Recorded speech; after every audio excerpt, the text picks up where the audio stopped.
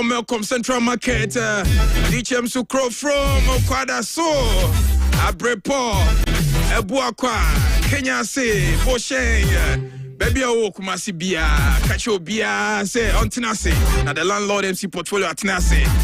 And then something also over the weekend, Ghana made huge statement. In fact, Bia, Ghana ne Okro, me artist not him.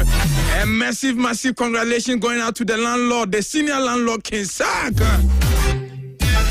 Saka TNM big time, your baba become one same. And the young superstar Kwaku Flaking so trendy. Mama Force, of course, Royal Albert Hall show, no Rapolic UK, no. In fact, one of the most talk about performance, Kwaku Flake, dear, and no one chair. We have a lot to talk about. SMA Stoneboy and so I can find Rapolic, huh? And come on, cost 110 so I'm on 4% much, say. Rapolic na King Saka announce no so amfa shatole anka ho a emfa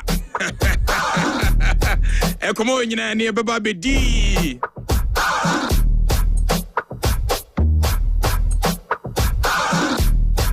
eti so jitum say King Saka announce line up 20,000 or O2 arena capacity no ebe diama no odwen ho say already on attempted the biggest capacity so far any Ghanaian our Royal Albert Hall.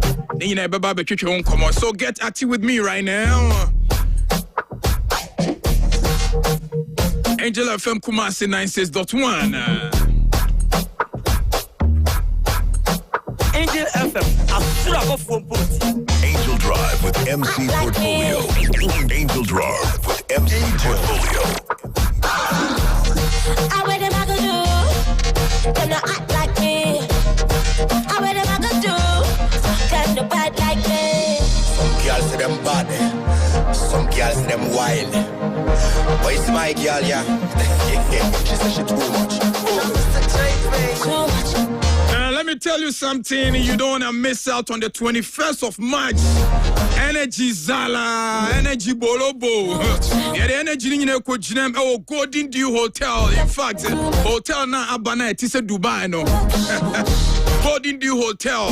Nasala Jam Way, 21st of March. Me say. And you know the biggest surprise. You know the biggest surprise. The biggest surprise, they say, Wabasala Jam. Now one can be shame now no what to track way. Oh yeah, Angel. Oh yeah. Ose Chrome, are you ready for Kenneth on the 21st? Big Jam. Mato Balenciaga, Badiaga, yeah, give me the best. Mato Balenciaga, some say they play no, I'm the best. My 550, some hey, baby, that's a miscellaneous trip to the toast. It's a big day. Golden Dew Hotel, Big Jam. Salah Jam named Basso YGO, Kenneth representing live. Everyone carry a Golden Dew Hotel. I know says I'm a hotel where there will be any. In fact, hotel like this at Dubai. Yeah, at your artificial lake in our honor. Straight. Salah Jam, 21st of March, Basso. Now, you say YGO, Kenneth in Kwa. How about this man? No one come here, my story. I see hustle for the money. No one come here, my story. That's anything okay, cause I'm in semi for time. I coffee for me Pepsi. She come back my person leave me make a chop my tete. I told about the goose when I'm in a measure. My face, I'm going to see it through. See, yeah, I'm going to say my party, see it through. Oh, say Chrome Sikani representing. Come on. Easy. Then the wait for the boy and the easy. Oh, yeah. I'm gonna say my budget is 21st of March. Golden Dew Hotel in Carrier. Me pacho Joe take it says yeah. Now just a line up Nasa there be or say Chrome Hono. Now say Namo de Semano. How about this gentleman? My bro, my paper, my name is yo. Obia me boy me a brabo de na wo hia yo. Many my train my phone. Baby, I'm my crash and me come. Big Jam. Then so me yanko pound the share me tia feel. Almost say me a guy. Come on. Guy, Super solid lineup. Oh, Golden Dew Hotel. Me pacho aju take it says yeah. For number way 0543 55 37 93 0543 55 37 93. Three of the hottest hip hop giants in our space on one stage. YGO Kenneth, Ose Chrome Sikani, YP for the Salad Jam. Oh, Golden Dew Hotel. J. Big ballers Nelson me pachoa. When him say baby, I'll say Chrome ne YP Shebia. Yes, a ballers a share. Your reservation says here one more time 0543 55 37 93 0543 55 37 93. Massive shout going out to the CEO of Golden Dew Hotel, Alaji Ono wife Yamisha Mosanso, that the manageress, the ever gorgeous superstar Wasa Brony Omanama where possible into 21st of March dear. The energy in Echo Golden Dew Hotel for the Salad Jam. Don't miss out. 200 Ghana cedis per. Come on. I'm speeding the process. What kind of one hear me closer? Made the money coffee and also and see me get those. The Sachi Medusa we ball it. Let me call say Franco say phone papa fie Brian Beje Nokia Samsung iPhone Smart TV, chest freezers, washing machine, microwave, blender, generator, gas cylinders, Franco na Benjamin me pachoa Kofo clinic opposite wa. We jumping. Old Malcolm Sonchehwa. Ejabajua in Chenwa. The time we nobody. New KJT and so Hono me pachoa. Koneko jo phone papa. CCTV near the Adina. Na Franco say why up. Don't fuck. Up no chuto phone so. Chuto phone so. Jebia no mbedi bia. Fala. Me pachoa Franco Trading Enterprise. The Sachi Medusa we ball it. I am a metal for dummy. You won't believe what I saw my way. Fine girl was anything I did. Why would she feel? Ne papa wo sika ufi. You won't believe what I saw my way. Fine girl was anything I did. Why would she feel?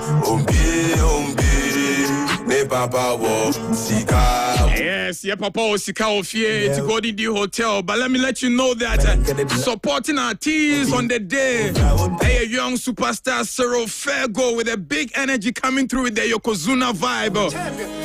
Cyril Fergo will be performing live at Golden Dew Hotel to support Ose Chrome Sikani YP and YGO Kenneth. They call me the champion, cause I stand tall. How many young boy time to save you? Come on, young boy, we don't. Cyril Fergo, big energy. 1, 2, from a Fergo, Yokozuna, Don Diego. Supporting our team, Cyril Fergo. Don Diego, campeón. I be the dawn, I be the dawn, I be the dawn, I be the dawn. Angel Drive, MC Portfolio. Cyril Fergo is supporting, and guess what? The Afro dancehall prince in Ashanti region is coming through with a Yanum energy. Tony that will be performing as well. You know, see this one, dancehall. Money we are free. Macho got me, I give them every day. We are some moment who make it come on. Them I wish to be a smart and far. Any day, every day, them know. Come on, I see them. Yanume.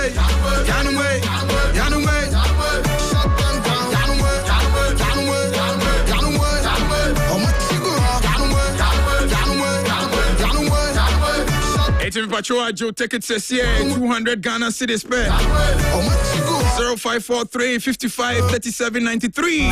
Salad Jam, big energy. Like I was say, easy paint, easy waterproof paint. And I'm a pacho dino baby, a bomb pupunya bia, Mr. Foreman, and then West here we drew painting. I'm a pachoa, quite your manswa. Don't just buy any paint, buy easy. Roofing sheets, concrete roofing, wood, any type of surface, yeah. Easy waterproof paint, very Jumani Nama. See no more leakage. Easy paint. Come on. Them try to be as far and far. Every day, one time, turning that. Jeffrey Praise Computers, me pacho amame fanko bantima.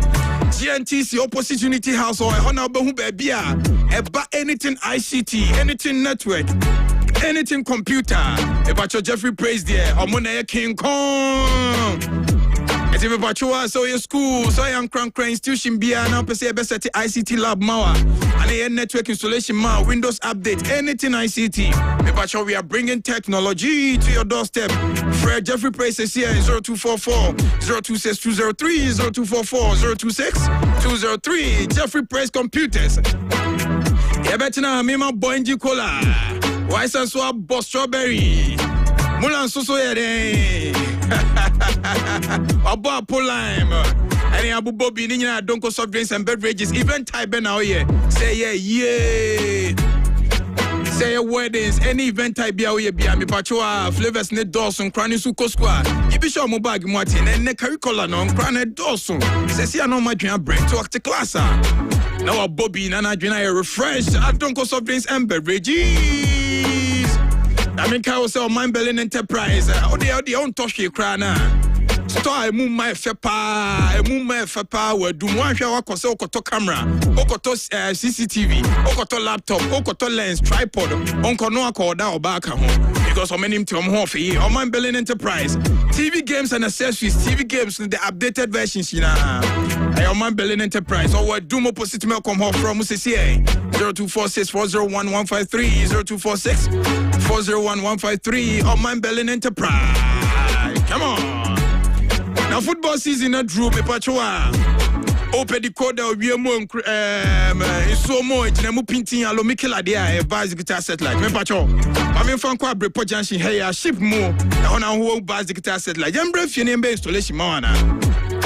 Door to door deliveries, recharges nina, home services nina ebe ama. Mo e bonche nku hwe football mo hono restaurant, guest houses, hotels, game centers, Ankran Crane United, basic guitar satellite. Phrase is here 020 0050 020 basic guitar satellite. Come on,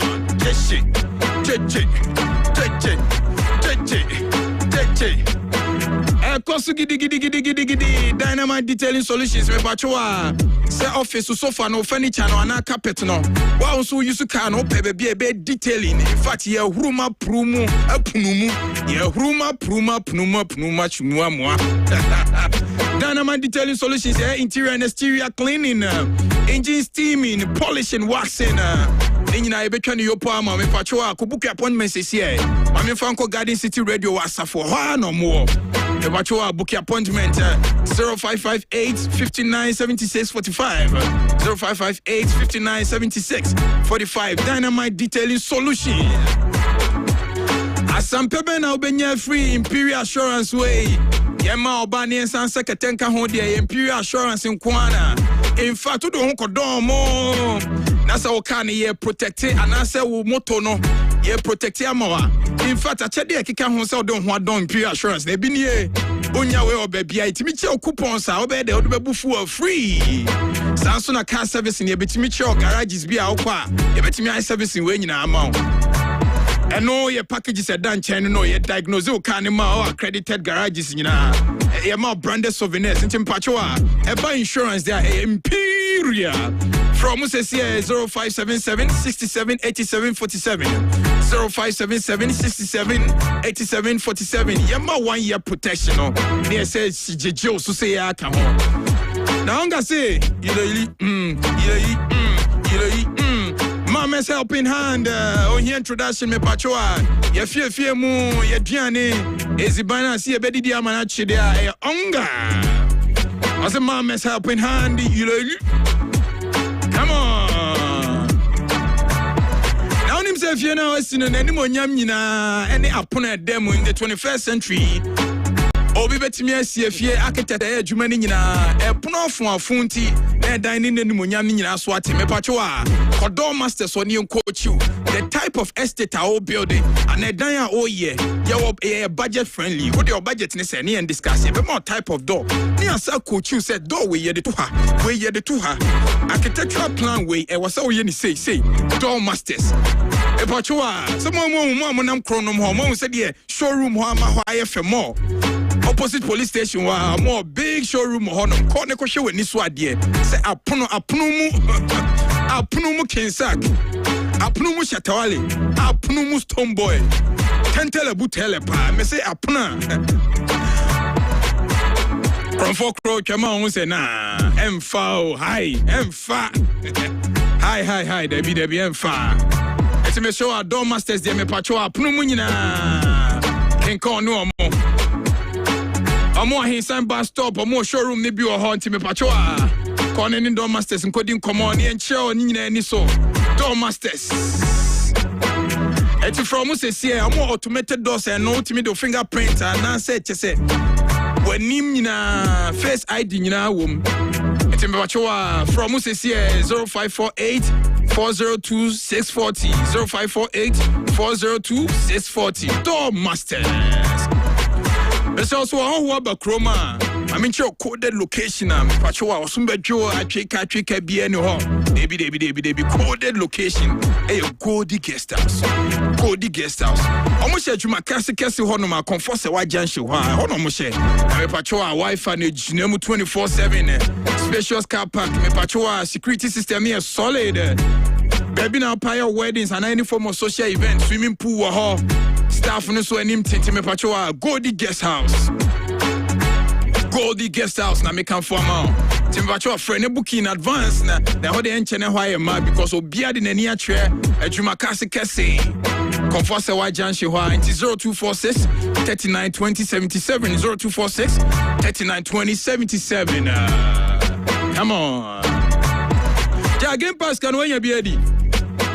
Sa boys no mudi amunyi akire o tina menchire mu location tina info ni ba na matina so tina info ni ba na matina so me ba cho the info we Jennifer la star 946 hash bogu fun so sese star 946 hash bogu fun so sese game passing mount this car fala on pick one promo no ubetimi ato no from 28 to 30 times me ba cho anenu di no asempa promo ni say would this can we are it meet your iPhones it meet your air conditioners nyoma bebre temperature don't miss out pick one promo ni there fala star 946 hash bogu phone so this can be fala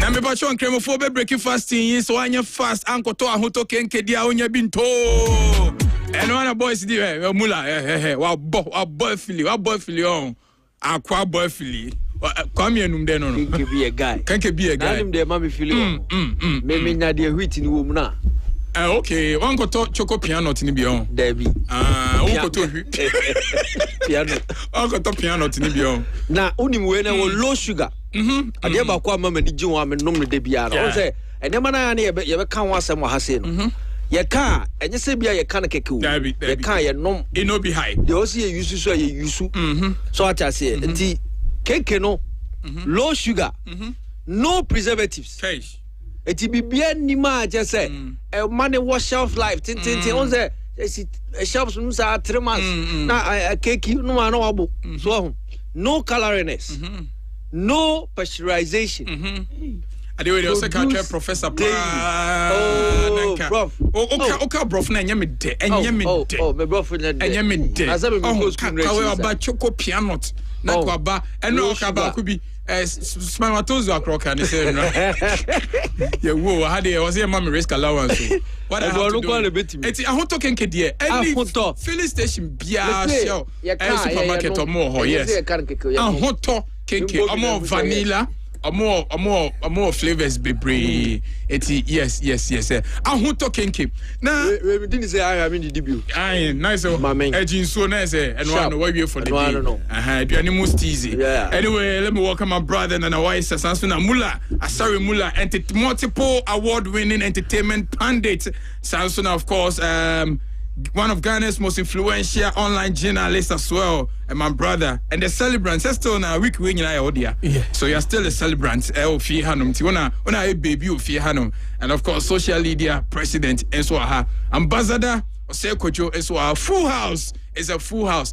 Now and a member story a etwa masuma. What to say? Be mama. What to say? Oh, so sha. Apomye. Me jinam na say. One some news nim te ni kwa so na odeba. To bo ase ne idea. News we kra de pa masuma nka ebe misri. Oh, okay. You anya ka ho so ho asem ka. Mate se ye tu ohini bia de aye kochi se unye ma ekrom ho bosom skurutus agombia. Onne kwa bosom ana se. Onne konfuba na da na bosom. Onne konfuba. Na bosom do bia. Bosom dey different. Okay. Bosom na yesu man no. Yes ye tu ohina de so. Ohina de a. Yes say oni krom ho. Ada konfuba na. Konfuba no. Is something wrong with that? Say bosom ohini. Konfuba de say komo alliance. The eye and the ear of the gods. Yeah. Because I saw this story. Let me try and push it to Pfizer. But over so say krom wo ohine no.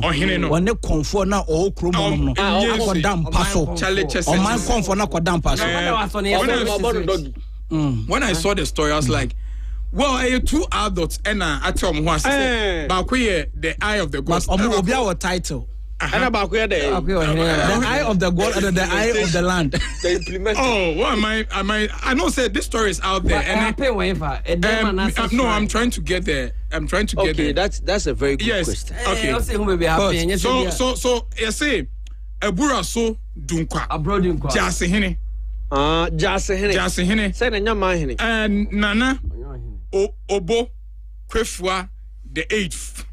And I yet to Nadia so because on the chromo ho confuba. But that's your Muntema is anti or he knows what to do. It's a minimum so the fear can Konya no. I was maybe I see a problem. I said, for them they are saying no, but we Bonnie Bienim. Ebra Dunkwa. Just hine and tell you Abura Dunkwa. I don't know, dear, but remember the to me than Caboni Bienim. I don't say your baby how hine. Otia. What's the coin first to see or hine no? You don't call stool room. Busam said dainty. You don't call stool room. Stool room no. I am for nothing. It's your baby or that was stool room one. Say stool room say baby or her.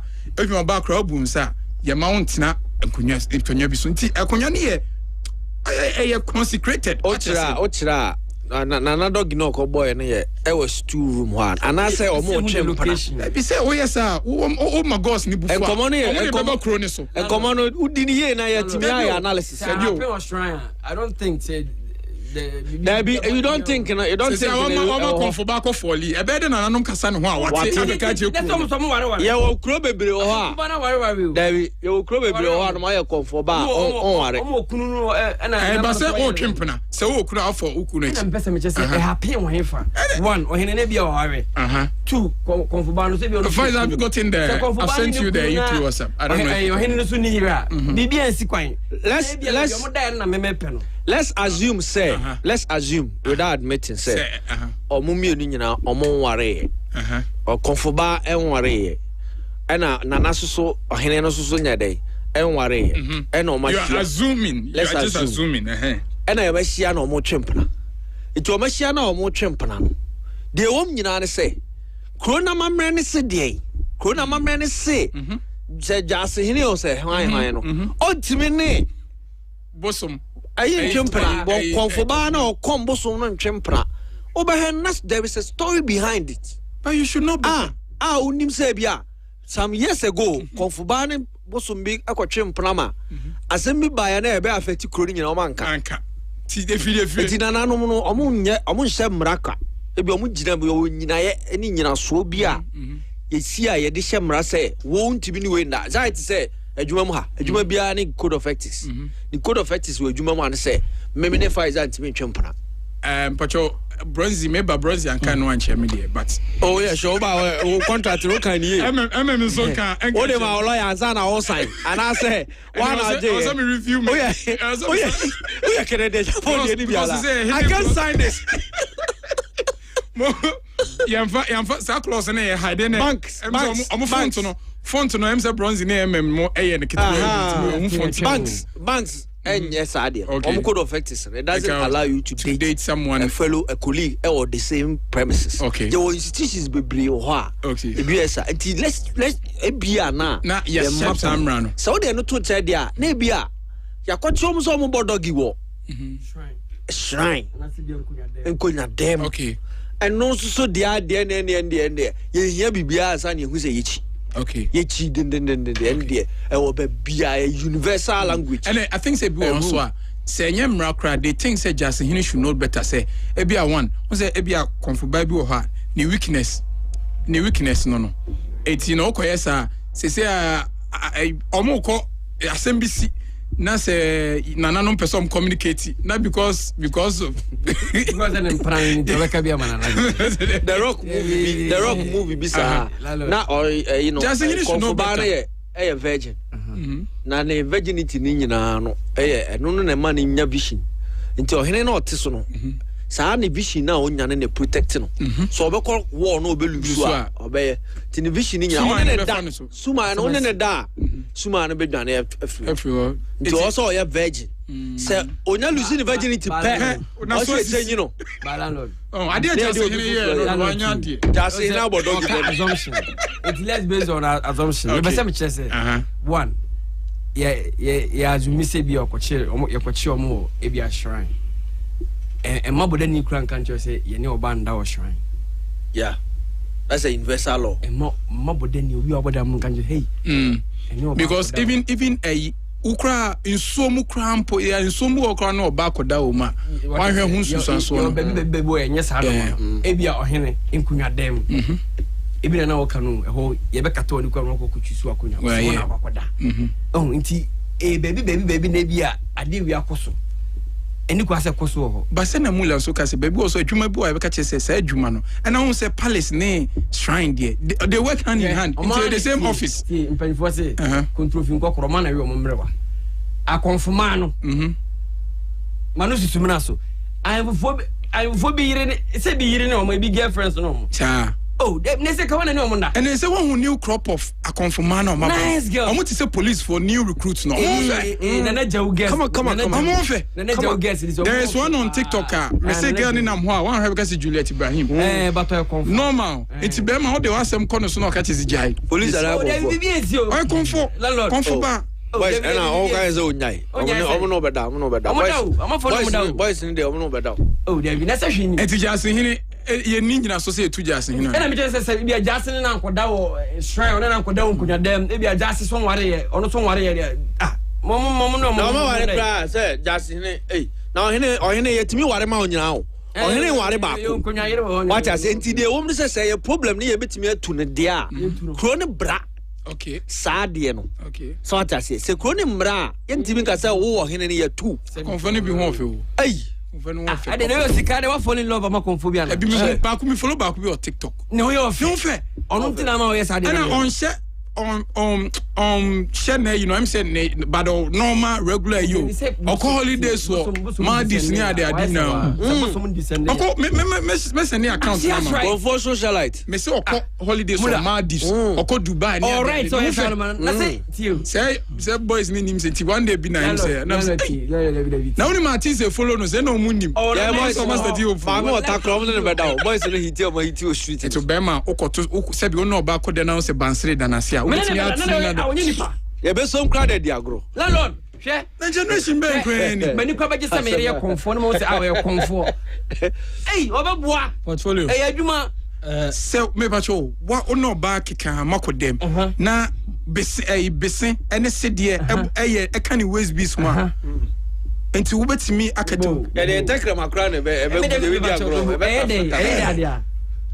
business har na area dia embo ade ne so edan chen to esito krorara boys portfolio just hine ya tuno enkoma udi e wo branches bebrebe tisasemba o se nyina tue boss ne bisa nkomo okay yes say one fetish priest anakonya romantic affair what you say enkomo no de too matured people nkomo na si yenim kro ne so emra ewo ho so others yenim kro na ye ka no wasam no emre wo kro ni so ankasa e bia kro no so ya ka se e bia fetish priest ne edukwa so de no ka ba ma bia ananse ya omra tintini bi wo se ya oba bia ni kwa se woni obi kra da to wo koye sa de na ebetima do position na free nsem de a ebetim sa ata ne me betima si but port ma me ka asem cho woni e go edem e interview fia o ka se me kire wo se so ye Christian anaso ye Muslim o believe na o believe no a wo de oil so wonsuo mu de dware no konfo no so e wo se de bi o de bɔ ne ho ban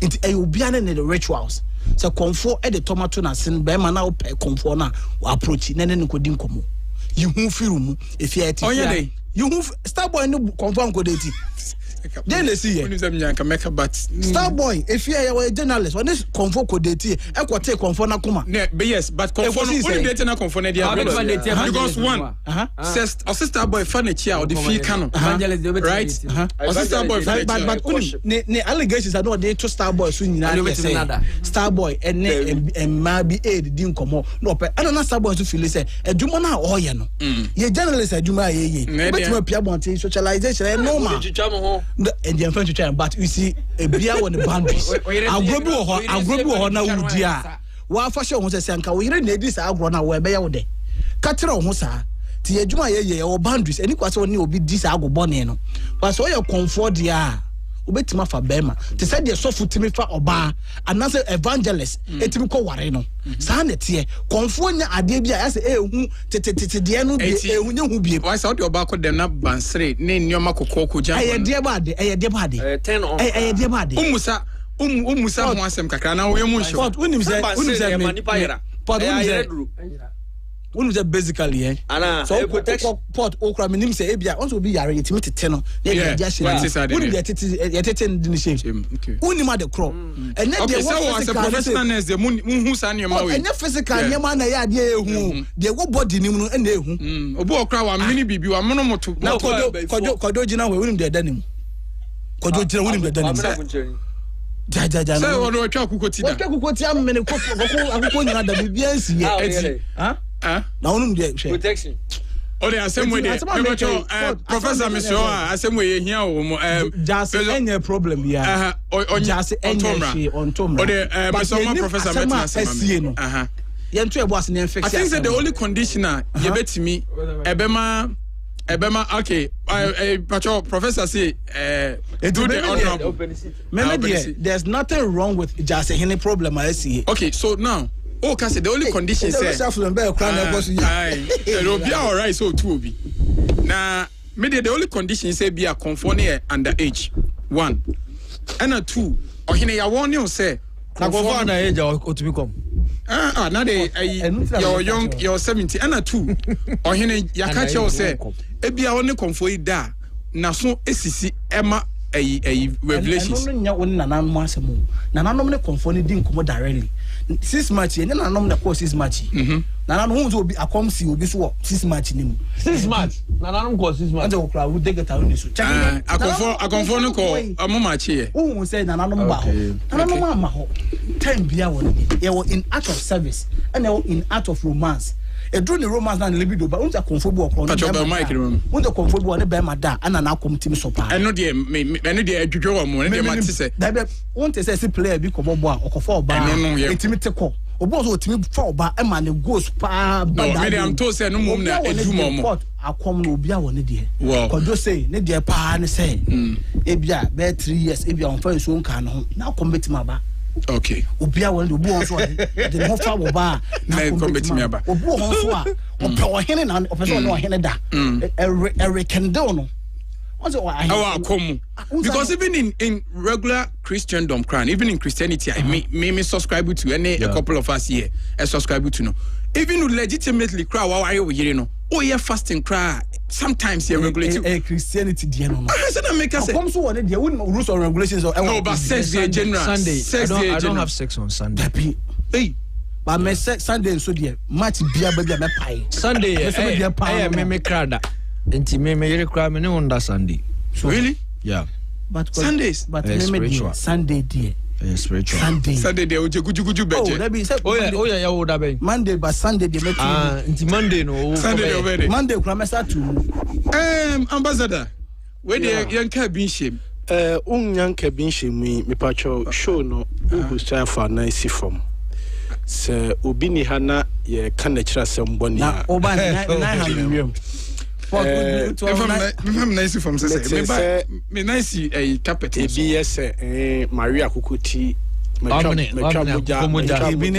metwa muja nom amena hukumoja so na denka ka komefa okay osaka cho say be 3 years minware ya na ma akomo ba osi okay na be say no linglo on na linglo for buy yeah and one dance die say who is asking care you know ye be show na asebe personal attack ya na ya serious na me ba cho say ka personal attack o studio ha wo moral right moral right o be complain moral right ba sa ye na ya no be so moral right be na wo say o be personal attack okay then they are correct hey let's move on oboloni atuntu for na ewu na fa asam na yanka bi shem me driver na mu say yi ohene bi empabo afa ne na asese tu no on to franchise I just okay ohene yi tu na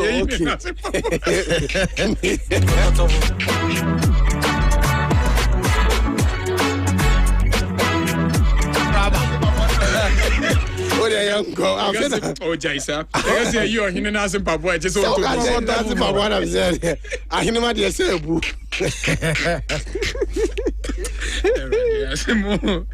Eti ya yi janse hini na simpabo ade ya tese on te konfoba hu jai wa to ahwini dom se din ese ahimfie ni tu ne fokra na yetu no in fact janse hini aso ayeshi ene ye discuss se na ohini unim se de akomsitie eni omegbo oya otete nananom ne pantem ntino janse hini tu atwi okay port mama na wase na menchia watumoto na miamenia manuchu na 1000 so menchia no na baba we ya wa ba betina we mama Alice unim superstar Alice no ya kan ntia no superstar Alice no patronati ha na obidi mata patronchia de wa attacking ni bia come force me na za portfolio wa o tia portfolio ala wancha no Machiano so the other on on the be mic in that problem portfolio mama na wase na issue na da ho no na say I wonder wasi issue na da ho no anu odin but enye den sa among force it's not fair to just omo kasa yin I think say watumoto dia wo kan ye na eto asum kaka man continue statement mo no afa so na adwi mu do na dia wo mu nie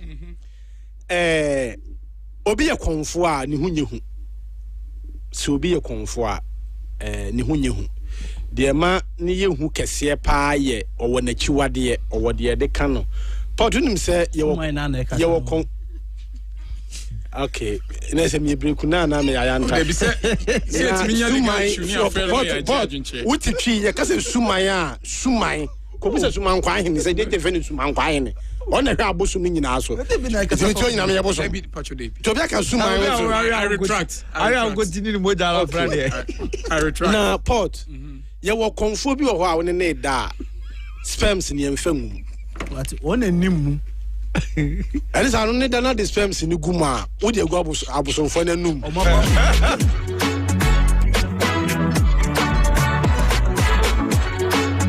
Angel FM, a slap of football.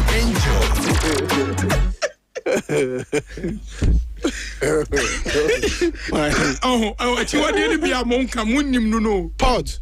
Wouldn't him, say, Kim. Would you go abosom for num? I just hear it as a code of ethics we know him. O come what ya crowd ya ni. On say last name nantain no crack can be say konfo bi kro ha ne da yinhu nasum. E bo nso an yinhu no to. Ni nyina onim say ye wa konfo bi ho a se o hwe kan say ye obosum ni bi wa hwe konfo no to a wa hwe bosum ni hwinim. Enti sa konfo no yemfani mutuo na yenimu anti ameka se ni date ni nyehu ti se obeso date konfo a koje formatie se bosuma opeso no nante no yes enti konfo bi an ohwe ne to a yeah ohwe konfo bi ohwe ne to a no ohwe abosum ne hwinim bosum hwinim nso ye nhwe No, na catch am. Ni nyina ye enyema nketenkete a yenim. Obi ko an ne da e wo so udi hire. Obi an ne da e wo so rebese. Enti sa wo be ya wo be bre ni nti no. Pe wo normal person na ekọ. But ohine no mu ayi na di no. O mapam no. It is one comfort that man is because comfort and so on. Oh Jesus. Oh Jesus.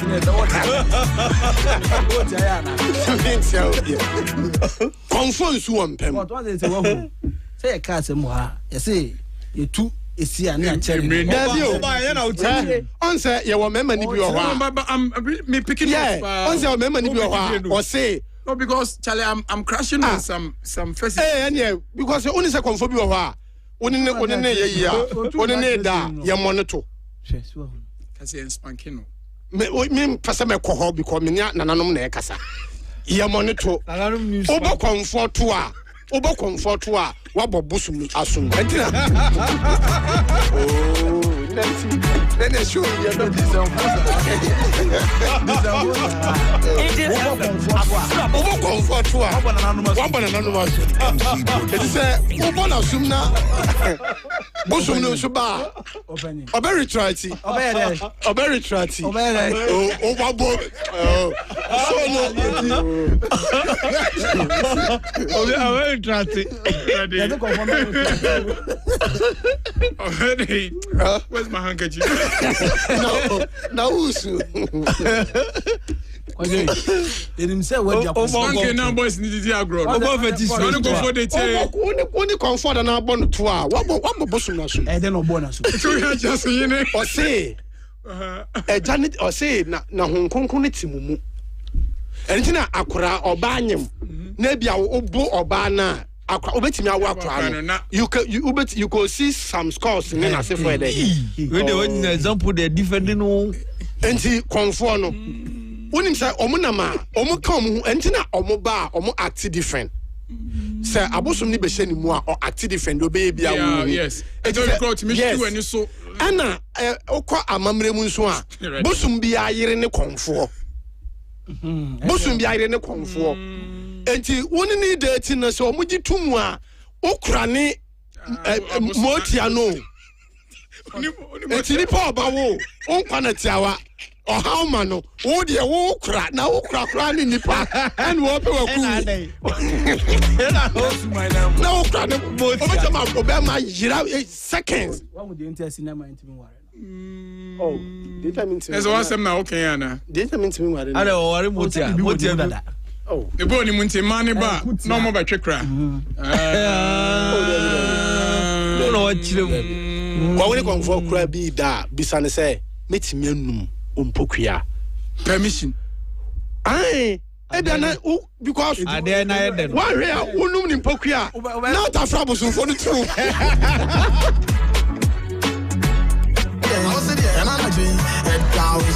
I be last week. Them a stamp on 5 videos. Money we are paying. I forgot me, I give them every day. A brand here, check me sick room. We are some moment who make it come on. Mamu fi ambassador. Oh, that you. It was so bizarre. Oh, there are more guidelines now. Because Okonuma. Oh, can I get a tissue like me here? I can't see my handkerchief. Mensu. Ubi sane say. No tissue. Meti me anu mpokuya. Oka se ania. Obu okra answer na obunum mpokuya na so okutwa akokọ. E so koye BBC. Me newo pot. Na nim niema. Entina me say. Okay, na say I don't know. Chale upehwem krat na baby. Entina me nkwa tosa ho ha no nyedai. E ma wo. Ado munye nipa. I'm not saying so. Soldiers ladies, you know, they don't move. Amamre ni amane wo ho. I say one first of my men. And just wontimi there be as of my dog style bia. Oh there be no there obi ono. Especially susum sorry. Or the enuka dey do the Bible. Enuka dey say dog here we. Never life of my wontimi kaza for night ornament to wontimi. Yeah, it's true. Then as of my make to one ta. Na dog in a manta. Scientific backing Ben a chest dog in a manta. Dog in a manta. Dog in a manta. Yeah, well, it's all. And I'm a penta for that.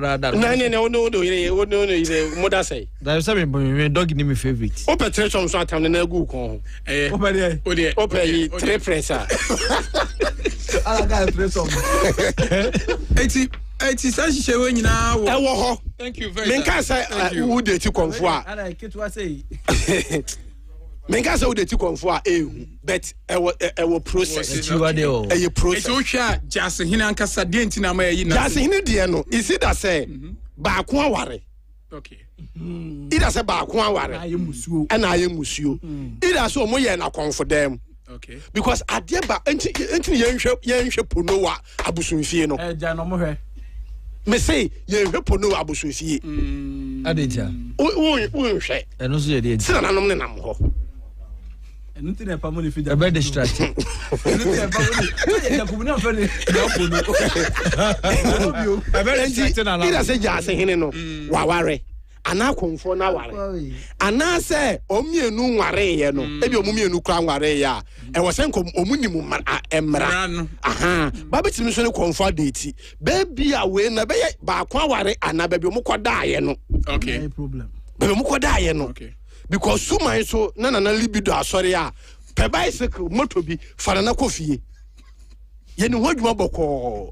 Se hire kura obu a woni da na akom ompesa akom de ba na ya hire si wo nchen eba no wodi kire na twampa no ho ahia nananom be da boko na ne na ile ada woni konfo be hiem bia make sure say hire na say wo kire ma hire wo nchen say woni konfo ba a priest ebedetia also bisa no. Yeah, you.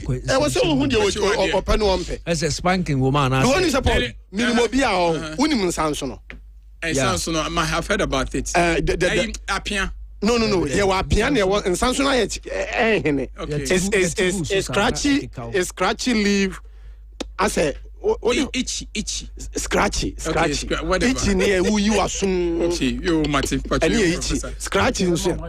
And konfo bi wo ha o e bia wo fom abosom na enime bi obem waye no o kwa wo mfa nko unim se omu koma normally nime me promo ye nyina omo de ko amo ye sese okay ko no asese bia wo portfolio obetimi ma de se kan atwa okay yeah or kwa obesama wansan wako okay yeah obehili I think say mentia I witness something obetima wa ye bibi obetima ma onso obi o de nsanso no o de dware otimi de say but say bia wafom na obetima lead wa mo ye sa ne mani nyina o obetima ye bibia o so ye bia o kwa no jama no da okonko e jo say o kwa ya wo ye nyina otimi jama o na say wa de awe o e fa so betima ma de ne ma bia ye o hu mebre o kwa no jama so betimi dey punish it.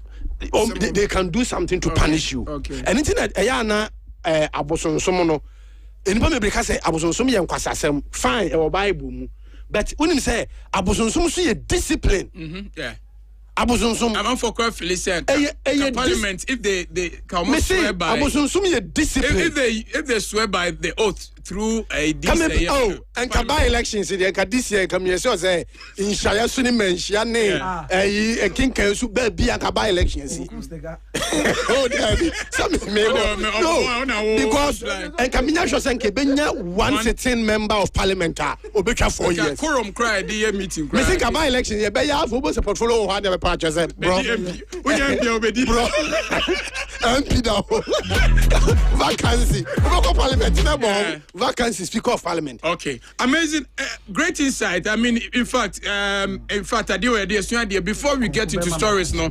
I hear Angel 96.1. You're still logged on to Angel Drive, Remy MC Portfolio, minimum budget for. Now, Saturday me pacho. What would name asemo Jase hine ane konfoba empnache ya amaye to Jase hine. What would name say nananu mo nyina so mutu ohene no because on here twempena DNT and ebema saba no so chewa dwen wo 0246 6775 660 6775 anansa oni konfoba twempena da na oni mobi a oni konfoba atwempena me pa chewa ma yenhwe omompena twe omompena twe se na sitie ho achiwade ye se na Minya Mula. In fact, the near broken for Barry into the phone. Hello, Pachodini, baby. Nagadem, so there a conform experience the other day. Why near? Hello, boss. What you want to say? Gadebs, the other name, no, young queen. Ambassador Chan product. I come home. And the Chennai and the Spirit. The Osima, we are normal person. We are normal person. Not for fire. Nah, a normal person, I buy what will allow come down. What? Convoca Crackada. Never come out. You're going him. Oh, not only will be an apple pie, the lawyer for. But all him all. Let me put it it's not hammer. But what's it doing? They say, oh, I give you a video out of the couple of them. It is a man, not the Oba. Now, conform. What's the apple pie? I don't know. Every people to learn him at the Abba. Every on the command. I know the canon will be a problem. So, Anna, all that step. Only Obata. Gadebs, you're going to do a no simai. Anything that that's a Kennedy, a Indian, or Moncata, because not of area of Bena and jump to go to okay. Evidence is 0246 6775 66 0246 6775 66. You have someone on the line. Hello, Pachodini, baby, because they're free. Hello? I think we lost him. 0246 6775 66. So, bet me, friend, watch your quick shout going out to Louise Ewa Otie. You see, I'm watching you from Kanaso Icons Academy. Yes, you're just so thankful for doing the listening. Pachodini, baby, because they're free. Good evening. Good evening, Bema. Good evening, baby, because they're free. Your family says, say, Tianko, and him. Comfort here. You were mla winning the better. Sir, that one, you know, pass on the comfort. Winning the campaign.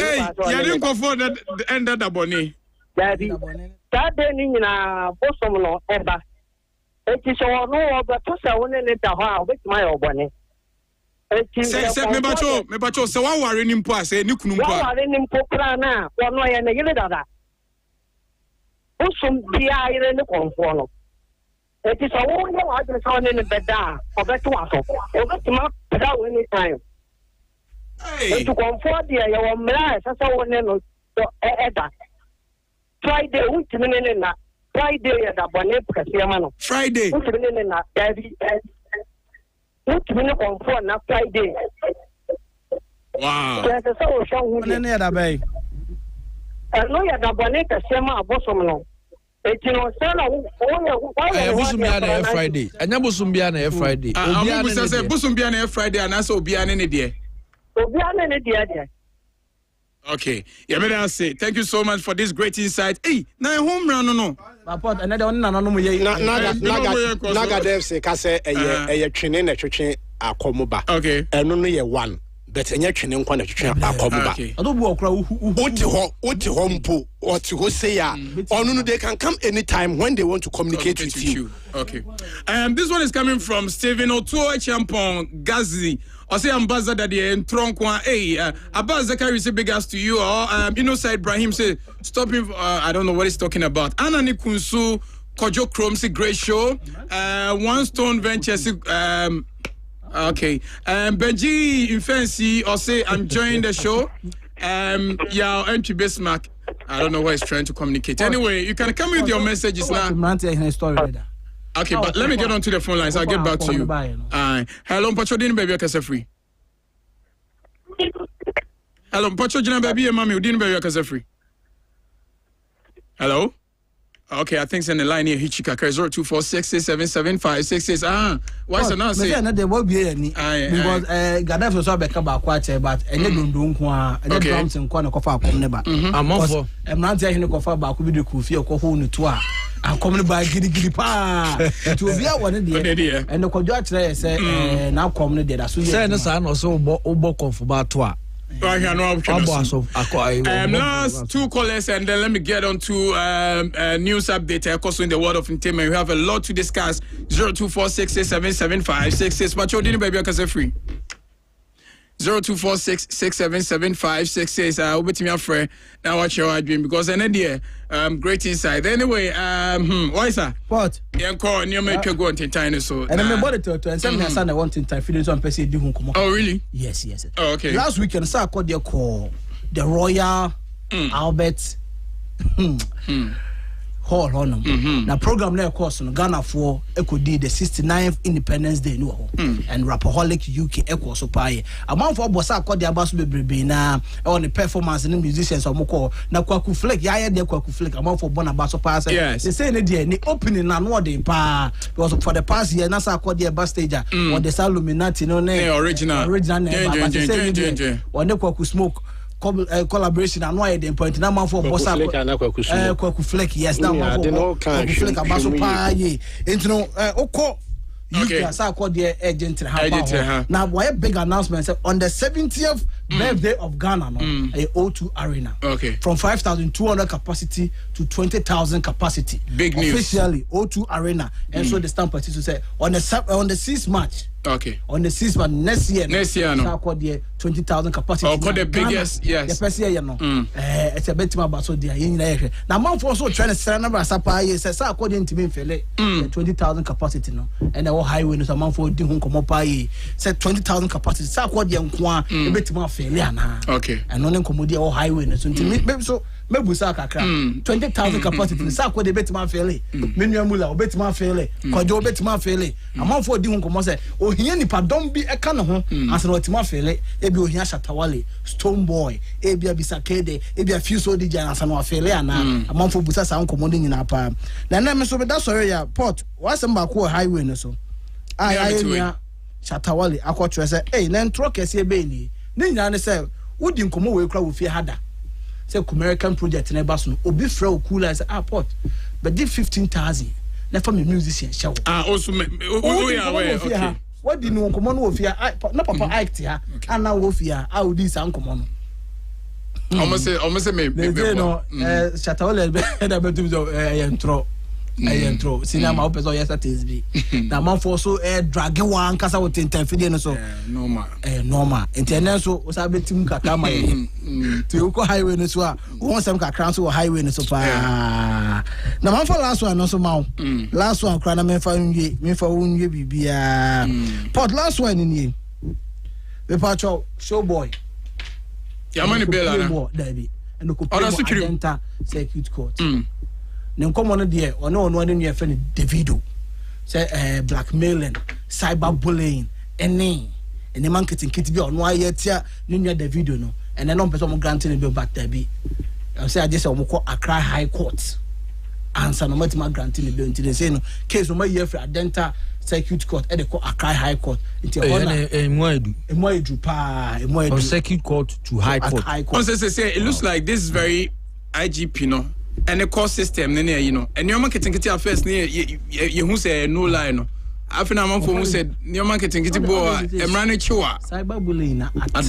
adoso this assembly by you say do ye scapegoat near tia kakra na man for and for the past years so boy at social media so boost say ono no de o kan sama no kre ti asama wa kan de mpan for person ye dey o tirem so at as no na here I hear evidence to a lot of people say sadia we o boss social media so be this ankomo we ya e betim do agina ba be panti show boy in some highway no so no he say the okọ high court I say kwakudi na asem ho nti no and the bill bi ama so you're moving it from the circuit court to the high court. The port okọ highway no so ankomo we ho no anyway no why sir and out in crowd didn't update entertainment update na bre anyway let's jump to young superstar Kwaku Flick the entire Rapoli show no or no any conversation no abegina ne so because of how opie any on this sack performance no and so any you say amount you say do call back to the Royal Albert Hall on the 6th of March Rapaholic UK say akwadie entry a coin of us be mu ewura show ni ma Kwaku Flake edge shine no. Let's take a listen.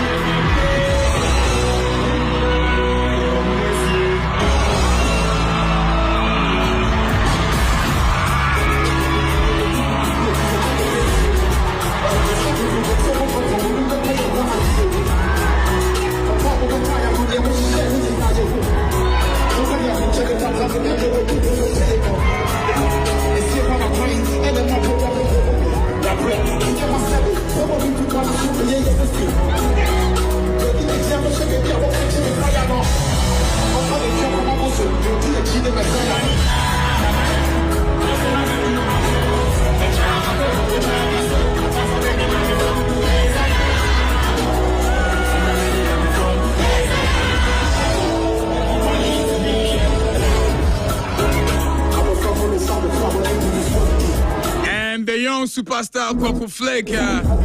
In fact, I dare cry chairman for crying say performance who show unya draper, unya suit up classic man. Now I think people don't know Kwaku Flake never funny bromon suit the or stylist akwadie for suit no. Never funny bromon. And so of course so share Kwaku Flake suit I know I share. Anyhow we no bow down to Sarkodie as the Messiah. That is what people are talking about. And no share Kwan of also performing the clarity in his voice. In fact, for Sarkodie to trust you, say, oh na ye opening man no. It means say you should be exceptional. Now we no Sarkodie and now say the man say Kwaku Flake you are special. In fact, what come for the past 2 days, Kwaku Flake and Sarkodie timelines so sad. Then as I say, what money entry no, that is super epic. And we want to discuss that real quick. And so, I mean, Mula, watching the video, how did you feel about the young superstar complimenting Sarkodie for the entry? Pot, that was and I know, sir, Messiah is also one of the tracker. Kwaku Flake, yeah, out here now was here. All kind of crowd was saying, yeah. And in fact, first time I'm telling you, no, before Kwaku. Okay. And I'm catching and say, Charlie, this kind of style, you have to give us an album out of this style and not an EP. Sa style na wakono. Or my album out of it. Tisa de Kwaku Smoke. And yan style now speaking to the streets. Why 3 albums, 2 albums, 1 EP. Yeah. Out of sa line now when and it's working for him. He should toe the same line. No, I think so because Kwaku Flake a music team na sika nti ye bossona about any feature about money. Yeah. But you say one way. But they say you must obetimi ahoa. You know that obetimi ahoa that kind of thing. And if you have obia ultimate money I think say. But then let's get back to Rapaholic. Yeah. First of all, some more Openino, he keeps on cementing his position as Ghana's top-notch, not just rapper, but musicians or making mark or representing a hard.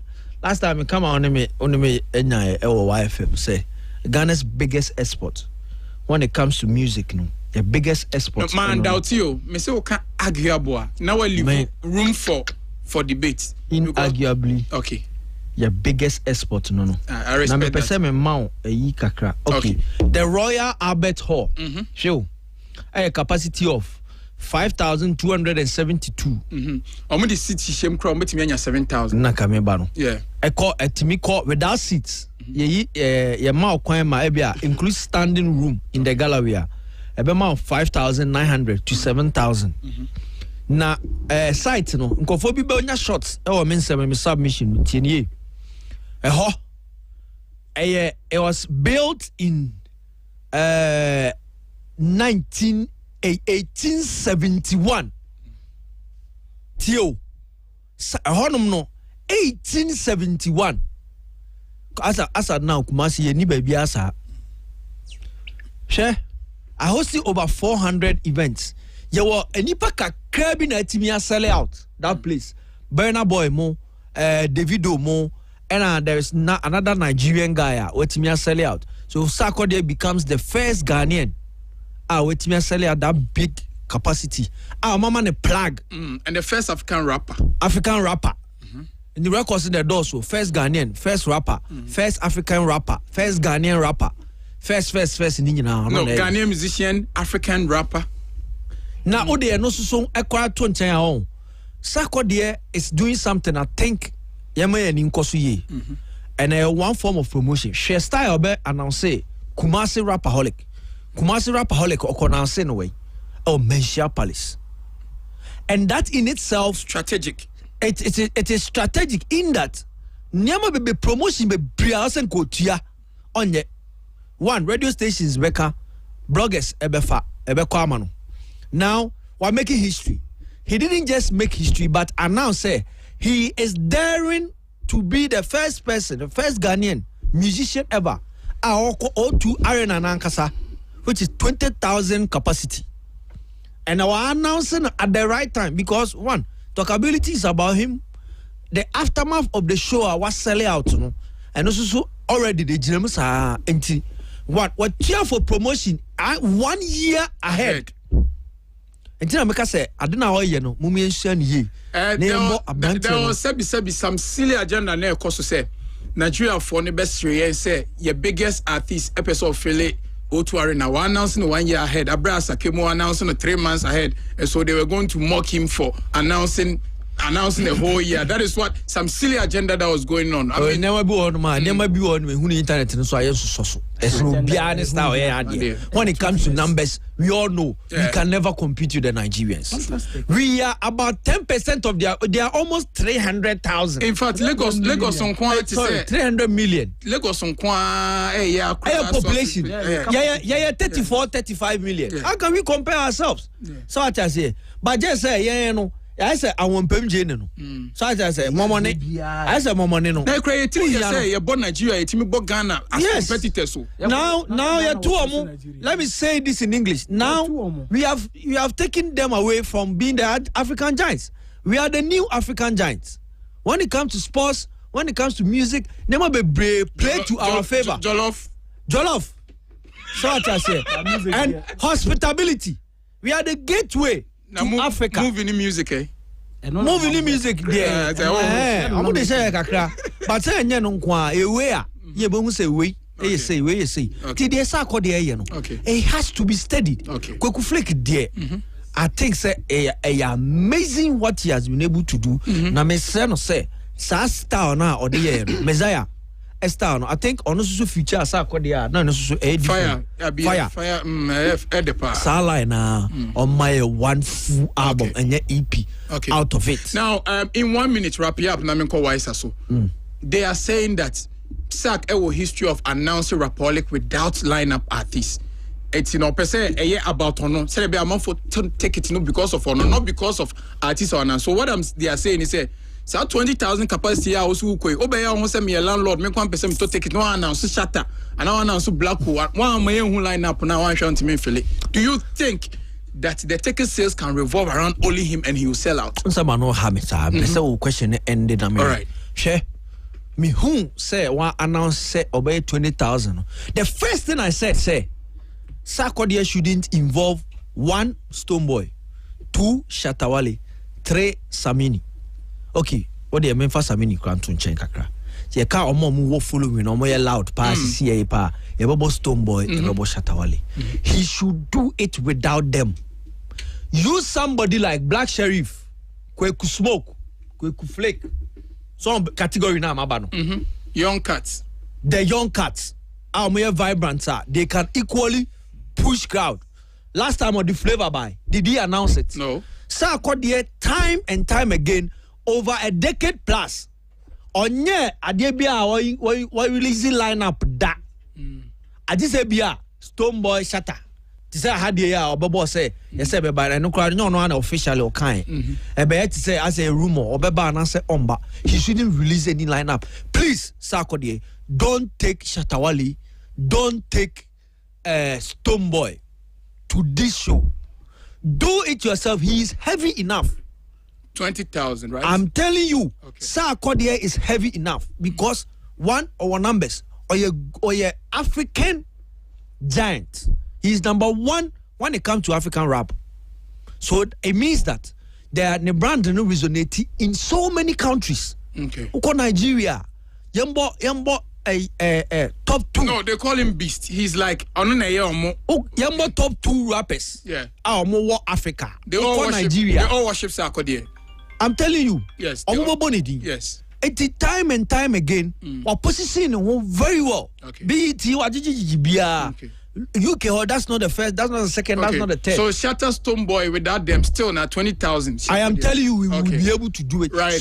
So just remember, Kase, even Shatawale, when you go outside, Shatawale numbers and to say 1 year, Shatawale yeah, so a local champion. The numbers I want to very dissociate myself from this. You can disassociate. Me mula sorry about for I mean come on. That's fine. Me say when it comes to Shatter, and it's something he voices it out all the time. He calls himself the local champion. He says with pride. And our artists be akra 2 for say solidify or the home grounds before outside baby. Okay. And use somebody like Black Sheriff. Okay. Use somebody like Kweku Smoke. He's equally heavy. Can promise. So I say. Okay. Darko vibes more. Okay. Amarado more. That's fine. Mula, I didn't channel now. Why is I call so quick now? Your boy Kwaku Flake. Kwaku Flake there is long overdue.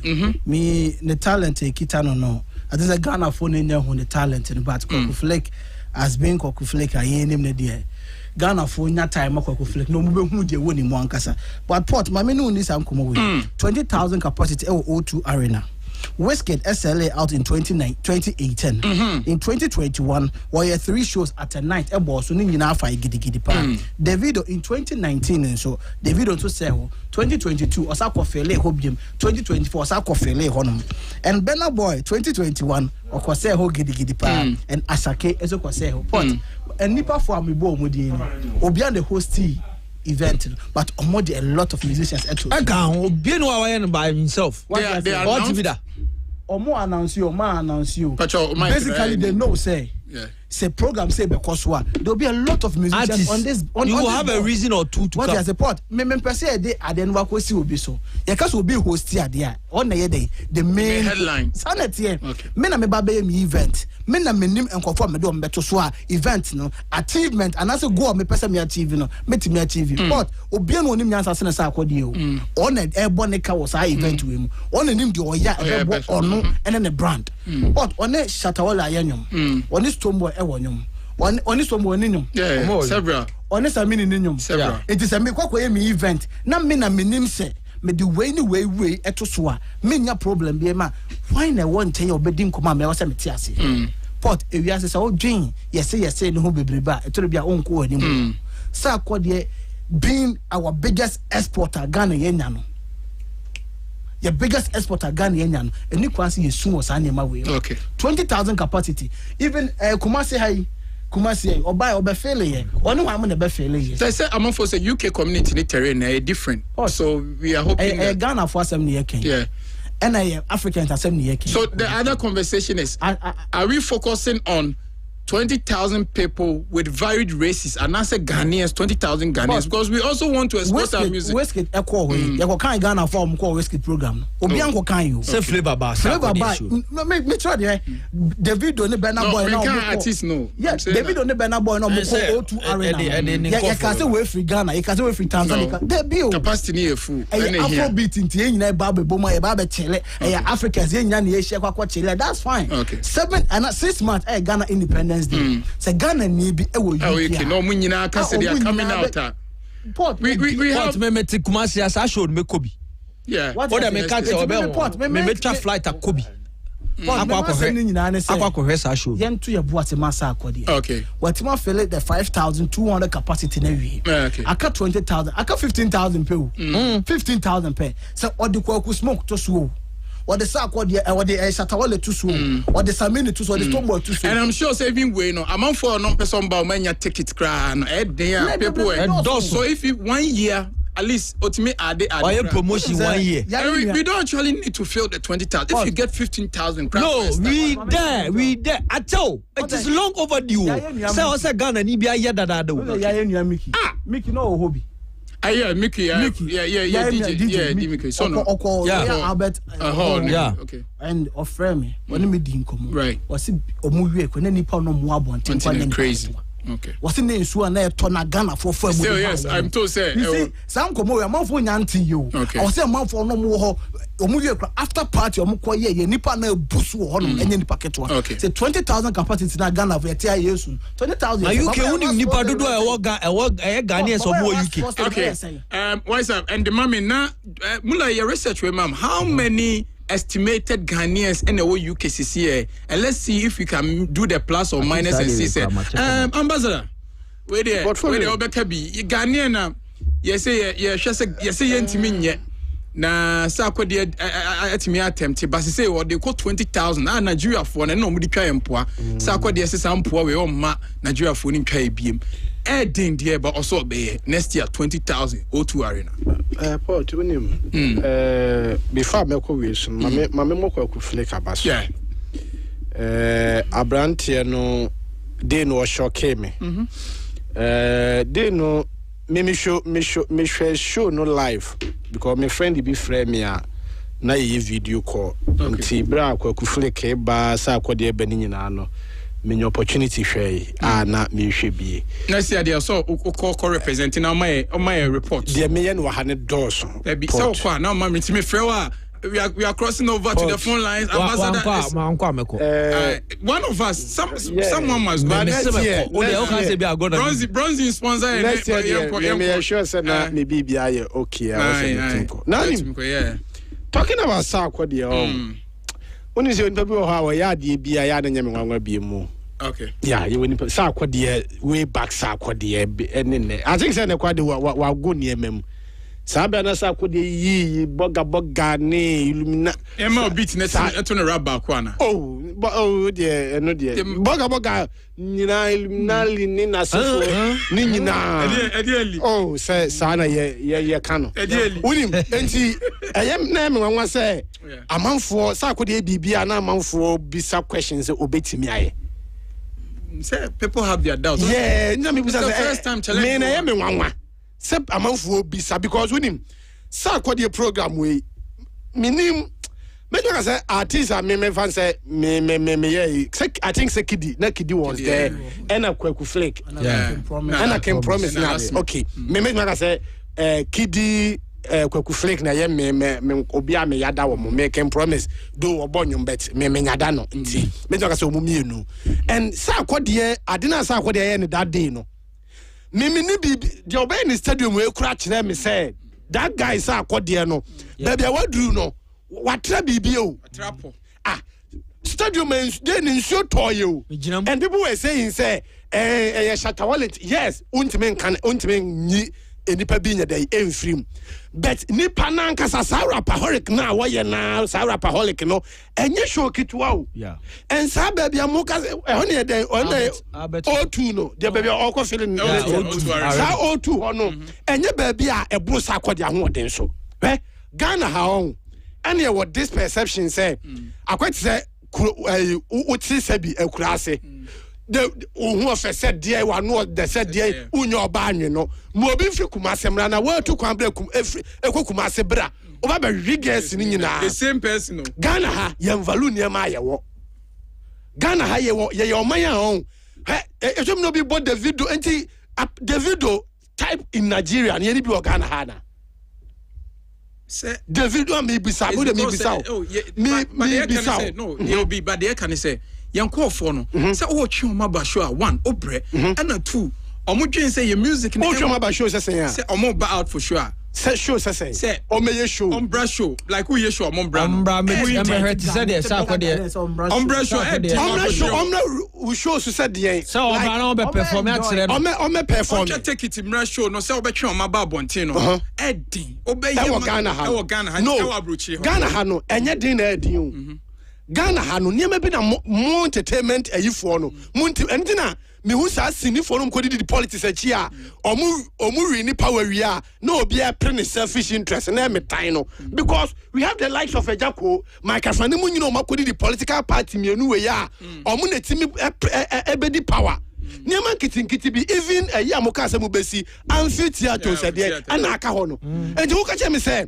obi free because you was center bi wo wo kwa koyesho ti say stadium mu ko yi na nsuo to dodo say no mu phone said that day dodo say enti entertainment no nya say Ghana for ni MPO but niama ye attractive portfolio and last time make say di enti no be twa plane ticket to ha akọ Dubai 1 plane ticket 2 the risk involved 3 okwakoda hotel 4 okwakoye say but obekọ UAE no akọhye Dubai no akọ sika mebre na obusan say wonim Kakum National Park obeka say there because Kakum National Park no 1 ebia kwan kura anye 2 how are ya branding no kura anya akono so bia bekọ na alcohol this year the obekọ 10 years obekọ na the wow, and Ghana and the okay, me agree because most of people Marco Ghanaian shows say okay organizers take it in kwan here no experience poor organization here they are phones me this say me call na me bo am me call Dubai no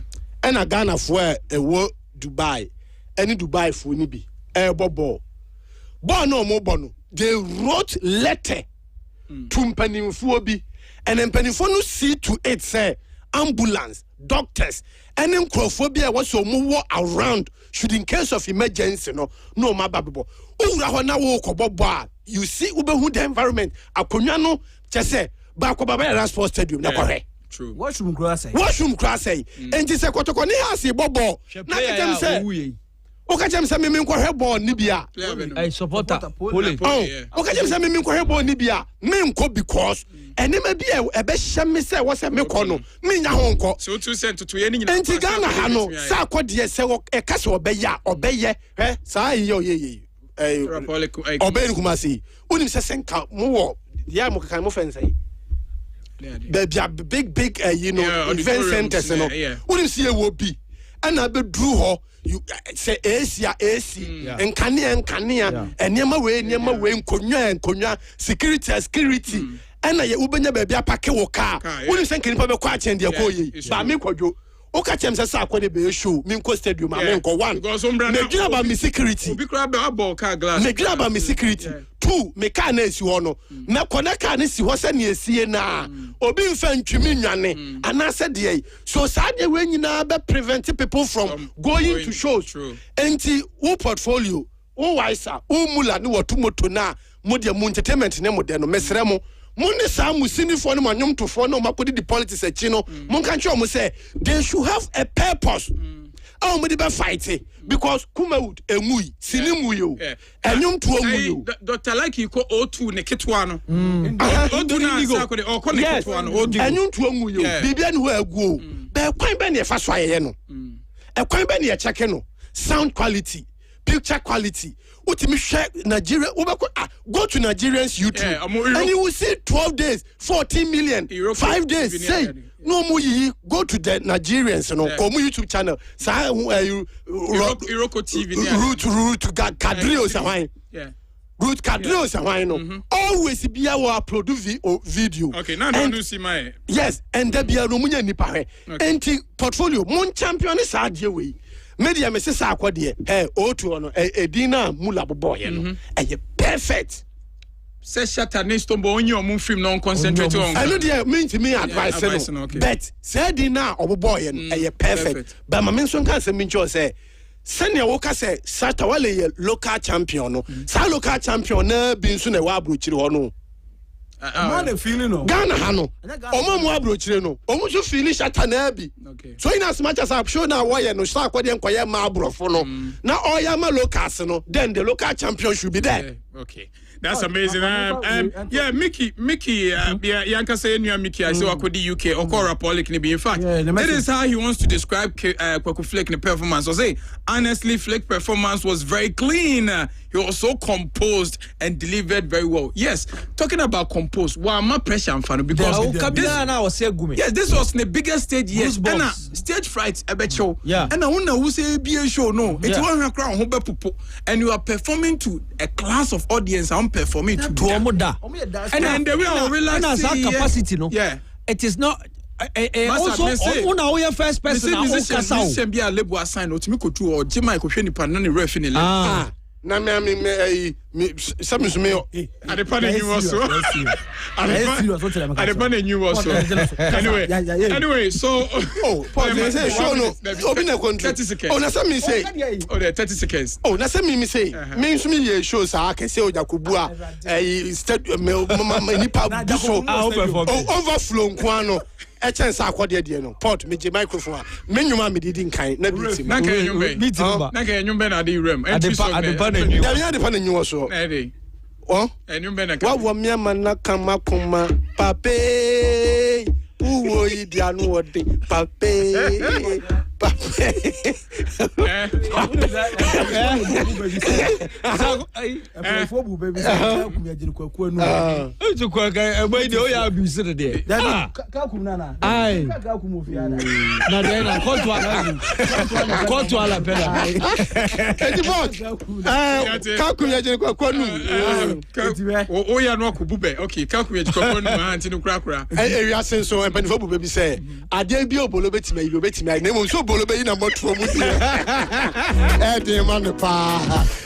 anyway, Ochina, never responded to Shatawale Asama Okafa me hono. Ochina never be responded. Yeah, I dare say, me best intro of all time. Nay, Sean Lifer featuring O'Kenneth. And you man intro no in the history of Ghana. My 79 kids. Okay. Then now to this one. Now, me who ne say, sa kodie Kweku Flake Messiah no. Number 1, Ababe 2 Sajum. Ochina may post show ni so. And I'll may review some intros of all time. Full line, no. Because every single time Bia see Obi edify Obi. The current status of Sako die. Sa Messiah intro no. The current status no defeated perfectly. Sa Sako die baby I would do. Say trade on Poniko say your friend Sanka and your mistake. Na unim the home there money then. Jen no.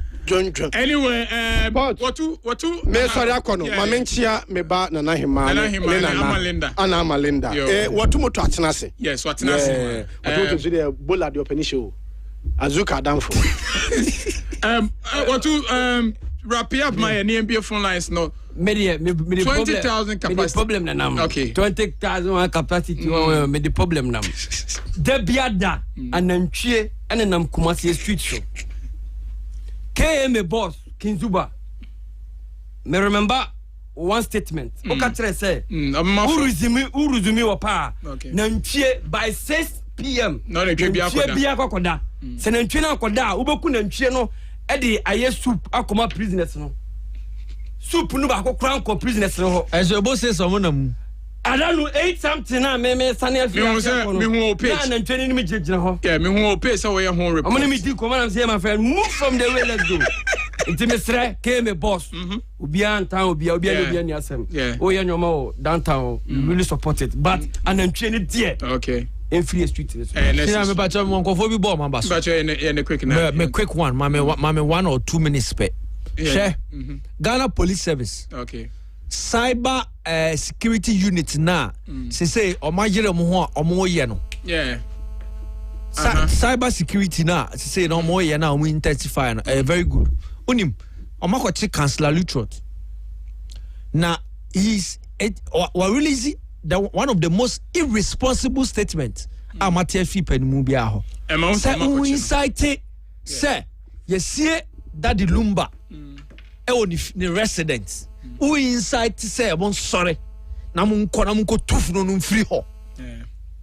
Such a stupid comment from a very silly person. I think it was quite unfortunate. Very, very unfortunate. Now, the police was very swift in going for him. I mean, there is going to be the system is going to be clean. But I'm a big fan of Councillor. In fact, Councillor West with that or your sister station Wakra. And the old is a woman I can't tell. Because I'm very disappointed. Very, very irresponsible statement. Then go to Obifunu. Now, Papa no Obama science a muno. Yeah. Say go to Obifunu. If in fear. Now, guys, I answer the ABC Obu fear. Now, I'm far the right channel. Such a big person. Okay, the loss in EPA, young core system, AMA.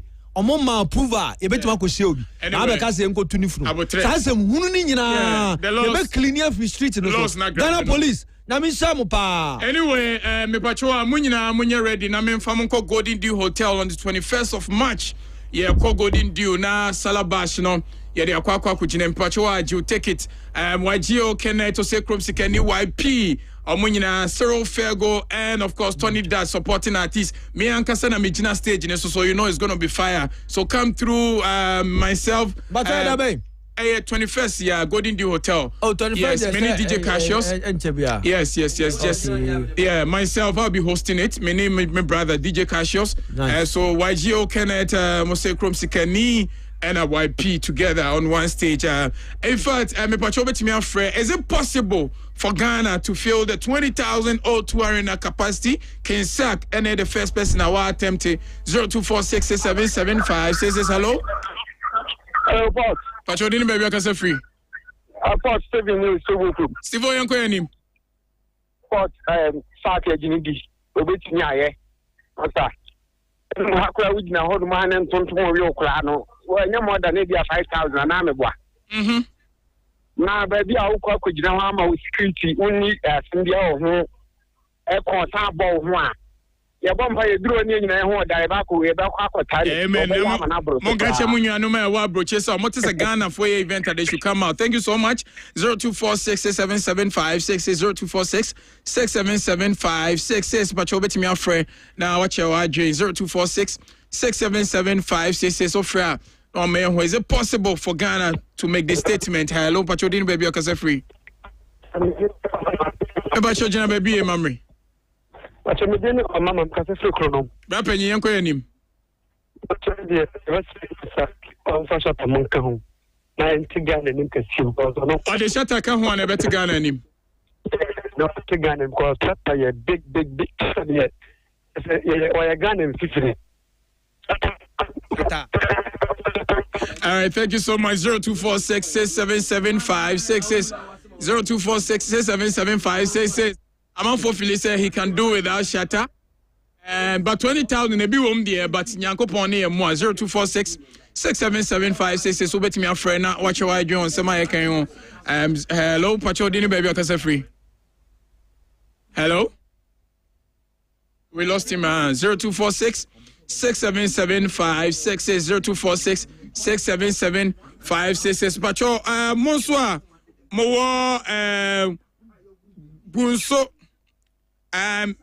so amo Salabash and so baso I think say yeah de sunsumo de okonfo kwa de Kofi Kenata Frank Nero Frafada Papa Kumase Kelantua for the Salah Fest no Monso Happy Jones Resort mo amo Bunso hello Happy Jones Resort yeah the Salah Fest na Bremo 200 Ghana cedis to Happy Jones Resort yeah the Bremo Bunso Mankran so hello Pacho Dini baby akase free your family cook Grace. Yanko any minua.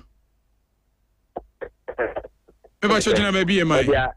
Roya you wanna talk with your coffee. Onye baby mommy. Oh. We lost him. Anyway, I think I'm out for hope said 20,000 no. Yeah, best sell it. Nyambo china beba baby we have a lot more to discuss. Thank you for the privilege of your company. Hi, Angel 96.1 Drive. In Pacho Fiti, a Joda Bia Kosi Fiada, Mena me or driver, the landlord MC portfolio. My name is Beja Fonti. Nyambochna, Yavesaba Betinase, Nameka, Semi Pachoa, Shawunsu Yamami. We need you alive and kicking. Up next is the news. Say this and that. Disappointment, I'm far from that. Break by break, building my legacy. We made it happen. Was tough, took loss, but we winning. Back talks in room my up was in. The man them charge said that you gone bad, all because he wants to rob. Accusing him of doing drugs and keeping friends that's deep in a trap. But all this cap, I don't have nothing to say to that. But Jay stay working and stacking the cash. The popo coming, we're doing the dash. He said we do it, but we made it happen. Through all allegations, we Abani Bobby Rikosu Angel Semote Rikosu Angel Kasiye Bobby Rikosu Angel Angel FM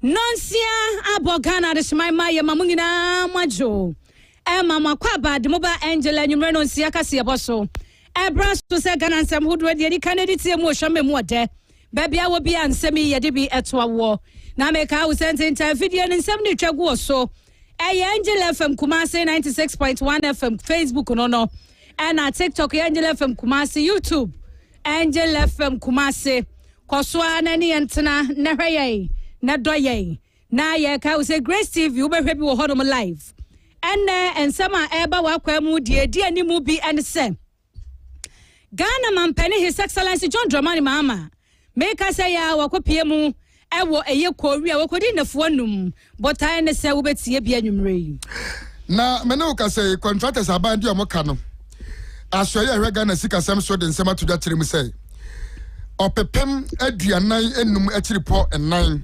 45.4 billion Ghana cedis ye hwefanti omoka ene na speaker owo Ghana mrashebedafie abankins for Osmani Babin ene wo soi baba jama agina tum say ayewaso east fo monsumu die ne monsemu betie bi na dom kuma wo no sebedwam de nsema to dwa say eye apomedensi achi ba so e ho no wabra mampani dada na na dada kwakufado efri ho no oja Ghana sika no opepem ba akode to ntima mo bi anka say na ekada ho ene na do ani chema kro from SHS ya adisuafo ho no mo kire say agana bia o mkwoso no hwitem ni bio ene pani kwahwe say de sitie na tan ne na tantan de aye no emunsem chuku Joseph yabakwa akwaji amanebo na yabakwa mfimfim antem eye abradu nkwaja asehene ena me na okasayi empanyimfo ese omayi eye netu akwamia ne nyina ne sei omase one konfoba ho na mpratwe omotwe no ano eden pa ye free mpratwe mu odi wo fifim antem ane ekwapoe mantam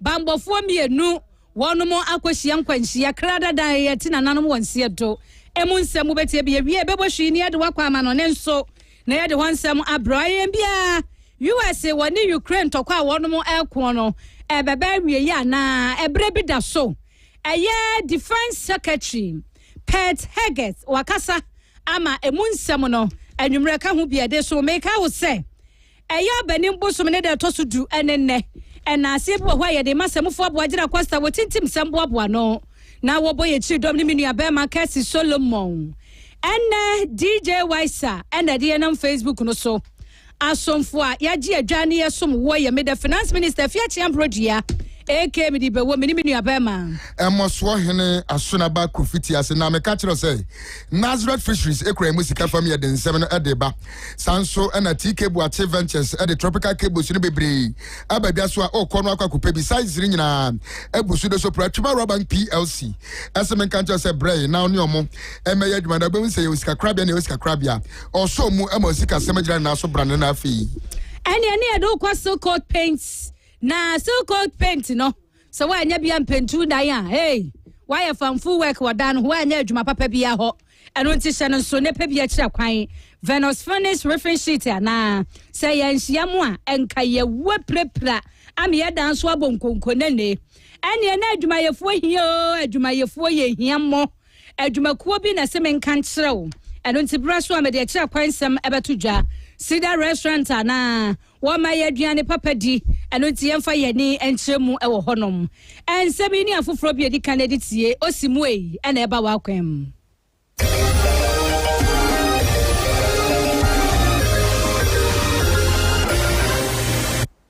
Ghana mampani His Excellency John Dramani Mahama ene wadinani monyam akwakopiem ewo eye South Korea na ningna ne se wokọ ensrahwe enefuanum na botaya wadi kwanyina ya yonkofa eda Ghana ene South Korea ntem ene wokọ akohye mu kenasa de baya amai mienu aba na dwadi aba ne mpuntu aba de kankro aba ne yeyo sikasam ne ho ntotoye ne aba afukwan so a won mu mienu nyina benya chefa na wabakɔsɛ mu na man mienu ɛwɔ ayɔnkofa sononko bi a yɛntoto na sekra ɛbra no yɛhwɛ sɛ yɛbɛhyɛ mu kena na abo afa ne afa ama yɛn dwumadi a yɛdie no ɛtumi asipi na ɛsita na wɔbra Ghana mampani kwadu yɛbra Facebook no so bɛhwɛ ɛne ɛnya asɛm ketewa kra wɔkɔkɔduru Air Force Base a ɛwɔ seal na wɔkɔduru hɔ no ma no pɛn no nwɔtwe na abra wɔkɔkɔduru hɔ saa no na kyerɛ sɛ papa no wɔmanfoɔ na di osebɔ ɛba bɛhyia no ɛyɛ Park Young Sing ɛna apamfo bi kɔhyia no na wɔno na yɛ Korea ambassador wɔno esi wɔma no anamu afei ɛyɛ Chuk Yong-gyong wɔno so yɛ Director General de ma Africa and Middle East Division ɛna afei Ministry of Foreign Affairs de ma Republic of Korea ɛyɛ Kojochoi ɛna wɔno so ɛka ho bie na Ghana ba na musuni a South Korea wɔde apamfo bi wɔn mu nyinaa ka bɔ mu a kyerɛ sɛ China fo kuta kwadwo nti ɛyɛ dɛm wɔfɔ nwanwa wɔn kɔkɔhyia na anigye no osebɔ a ɛkɔ so no bra Facebook no so na ba bɛhwɛ Ghana de hyia ne nti ne akuku dɛm bi a wɔn mu wɔ mani mu dada ne wɔn mu di paa obi so wɔkora wɔkɔnsra wɔn mu nyinaa de anigye wɔsebɔ ɛne nseyɔ ɛna kɔkɔhyia Ghana mampani John Dramani Mahama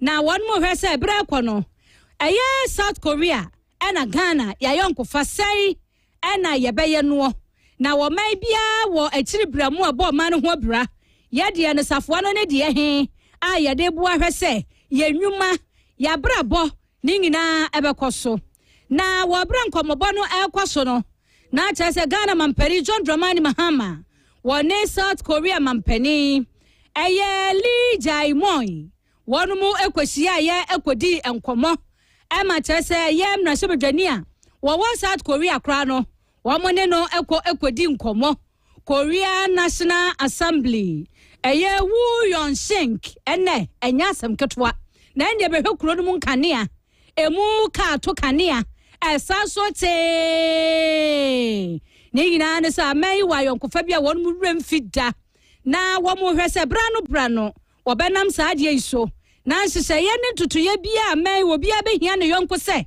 wɔbɛboa no wɔbɛtumi aboa no na nsɛm yi ɛyɛ Yonhap News Agency ɛna kwase sɛ ne nyinaa bɔ ne bɛdɛ ɛde bɛto dwa so sɛ South Korea ne Ghana yɛ wɔ azoye anokwade mpanimfoɔ na yɛ no ayɛ fa yɛ akɔnɔ ama kyerɛ sɛ krataa yi wɔbɔ wɔn ma ba so bɔ ama boro adwere ɛne ntiaseɛ so na bra Ghana mampani kɔ no wɔn so apamfo edi n'akyi ɛyɛ Dr. Callistus Mahama, Secretary to the President, Joyce Bawa Muktari, Advice and Special Aid Edema Ghana mampani Samuel Okudzeto Ablakwa soafo a ɔhwɛ yɛma no ne nsɛm ne ntoto yɛ so ɛna Stan Dogbe, Deputy Chief of Staff in charge of operations na kyerɛ sɛ wɔn mu kɔ yɛde mu ama ne bɔ ɛnyinaa ne sɛ ɛdeɛn na South Korea ne Ghana yɛbɛtumi ayɛ obi abɛnya so mfa so obi ankɔbɔ ka sɛ ɛfa sikasɛm kuayɔ ɛnwomasua epuntuo abrabɔ akwan suku adan ne nyinaa ɛka ho bi ɛno nti yɛhwɛ ne mu sɛ nafuo numi nkosie no deɛ wɔbɛyɛ biaa ɛda biaa mu no yɛbɛkɔ so na yɛso yɛde abɛsom yɛtoa mo so yɛtoa nsɛm ne so deɛ na yɛtoa so akɔpiem ɛwɔ ɛyɛ Ghana fotosamfoɔ asoɛyɛ mekyerɛ Finance Ministry ɛhɔ ɛna yɛkɔ akɔpie na Ghana ban ɛde adwuma hyɛ Ghana Audit Service sanso ɛna EY ɛna PWC foɔ ɛnsa sɛ ɔmohwɛ na ɔmonyɛ nhwehwɛmu bi esan sɛ ɛyɛ contractor for mo Ghana sɛ wabra aban dada ne free so NDC aban bɛfa kunya kɛse tena so no ɛna ɔmo kyerɛ sɛ ɔmo sika sɛm bi akɔ sɛ aban dada ne tua ma ɔmo no akwakɔdi nsisɛm ɔmo abɔ na ɛmba na ɔmo kyerɛ sɛ sika a ɔwɔ sɛ aban de tua ma contractors for no ɛyɛ Ghana sika no ɔpɛpem aduosia wɔ kyɛkyi pɔ nso 68.7 billion Ghana cedis ɛnam saa yɛ so ma sika yi sɛdeɛ ne kɛseɛ ne ne kakraka si tie nti no ɛtwetwe mpanyinfoɔ so ɛma ɛyɛ Ghana fotosamfoɔ Dr. Keselato Forsen ɛne ne mpanyinfoɔ ɛpɛ ɛyɛ ankorankora dwumakuo bi a ɔmo so timi yɛ nhwehwɛmu ɛfa sikasɛm ho ɛde ka ho sɛ ɔmo nyɛ sika no mu nhwehwɛmu na anyadeɛ sɛ sika no twetwe ɔmo aso na mpanyinfoɔ tena ase ɛyɛ sika mu nhwehwɛmu no ɔmo ayɛ aba bɛduru sɛ abana dia to me say sika ba betua dem contractors for no Ghana sika no opepem aduana numa chiripo enan 45.4 billion Ghana cedis o mayi 8.1 billion de o mo de ato nche kra kire say ehon sem kan bi ene nema bi bata ho no impanyfo entiase o mo chese say adwuma de o mu di nyina no ade so mo hwe na sika sem ya kam de ma contractors for no o mo tima hwe na o matua eno nti na interim payment certificate IPCs so na invoice and afei bank transfers ahodo a ni nyina aka wo sem impanyfo timi hwem na sika sem no o mo hwe ansa no mo de contractors ni sika no ede amom enam sa ya so ma impanyfo etimi ni nyina na adwuma de course no other service ni kire mo say IPCs and invoices no ni nyina okabo mo sika so mutuama contractors na 5.5 billion sanso and bank transfer advices no so ekeka call 18.3 billion Ghana cedis na nya sam ketwa ni nyina ekeka no mukeka bom a omo hwe say sika so mutuama contractors for ni nyina no 45.4 billion Ghana cedis na openyi no gina simpani apaso enne Amla sebedwam anim payfo din komo kire mu de akwane de ba nyina aye fotosanfo be de kire edema Ghana onomanyam photonas Thomas Nyako ampem din sem tudwa no kire mu se payfo ehwehwem awie no mo ye hwehwem no na o so mo kire Ghana fo nyina se 8.1 billion Ghana cedis in the auditors na ba ne chese say yetimi eyi totwene esan say enyama bi fole ho na sanso ehon krata say mo say payfo de ba na mo hwe na yehu say ye no kre ana say nye no kre no omo kire say ni nyina omo ntimi afa mantim prepare de 45.4 billion Ghana cedis ena mo ba hwe no matua edama contractors na emu nkire mu say ena wo de tudwa.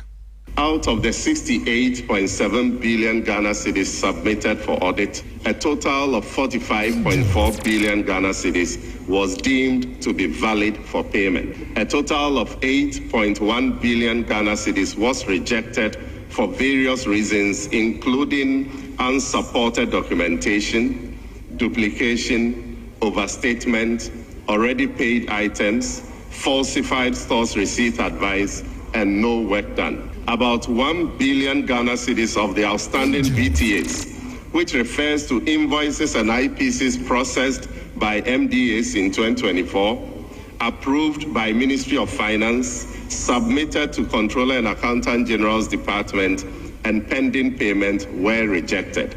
Mr. Speaker, this 1 billion Ghana cedis that was rejected by the audit would have been paid if the Ministry of Finance had not made a bold decision to stop payment in January 2025. And ya woti ye Ghana photo samfo be de akire. Onomanyam for Thomas Nyako ampem na tese nemla sebedwam ode ses kasem ho nsem nyina ekoto emla sebedwan ani.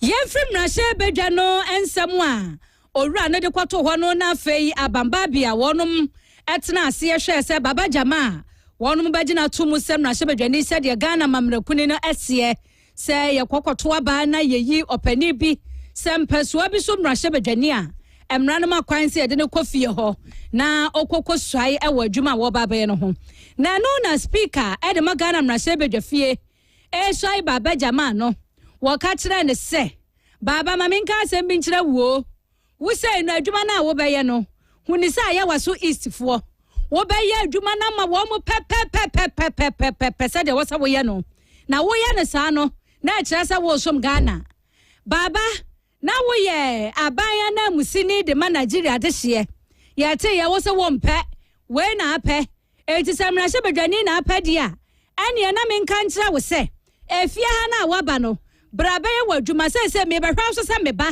na dia wo se ya waso east fo nya bia no baba jama watumi aye dia momo na aboa ama wo mo nsoso wo mo ho atumi aheha wo mo ensama wo wurugu mra hye bedwafie bra na baba jama esai ama ya gina tum se emra hye bedwani de ma aye waso east aye oath of office any oath of allegiance no say ana speaker ekai voluntarily offered yourself to serve the good people of the Ayawasu East constituency.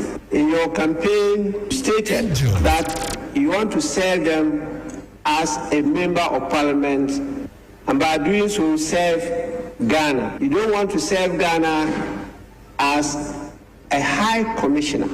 in Nigeria. I took note of those statements, and I'm going to hold you as my son. He knows what I mean by saying that. It's not the word of the general son I've been using for all of you. This one is different, and he knows the import of that. I will hold you accountable to the good people of Ayawasu East constituency. Serving them, you must. And so I'll focus on you on this floor to see how you perform in serving them. If you don't, I can assure you I'll be there to campaign against you in the next election. Speaker, Edema Ghana Mrashebe Jafino, Aya Alban Case Force Money Babin, yet so yeah. And Adam Kumanim Fem, first deputy minority chief whip. Habib Idrisu, one also sorry and was Baba Jama. Says Wababa Yawasu East and Mrashebe Jenny Mesrau. Make a child, don't do one hour, Babaka woman. And you mean I don't wo, what time for fetch say. Don't one and a cassie and you free ho, man qua. It's a no woman fire on qua, na ma quatocro and quacastro, Habib Idrisu. It is very clear that our colleagues in the majority are now trying to save their face, having issued a letter, a vote of no confidence in him, was signed by the 189 majority caucus. Mr. Speaker, they selected 16, saying that they should annul the primaries that he has won. Mr. Speaker, saying that they don't have confidence in that process.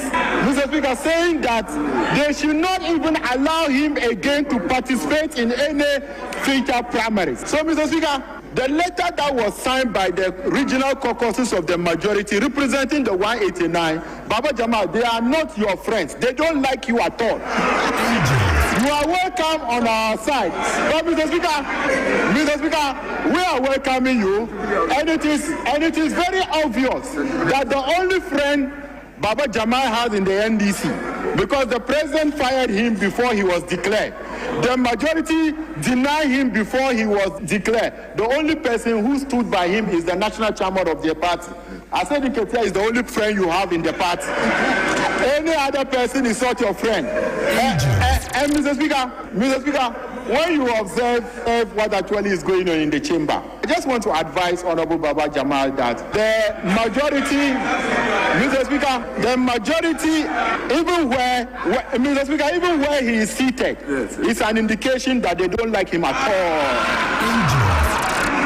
Mr. Speaker, the minority welcome you, but we don't want Kosiani Moko.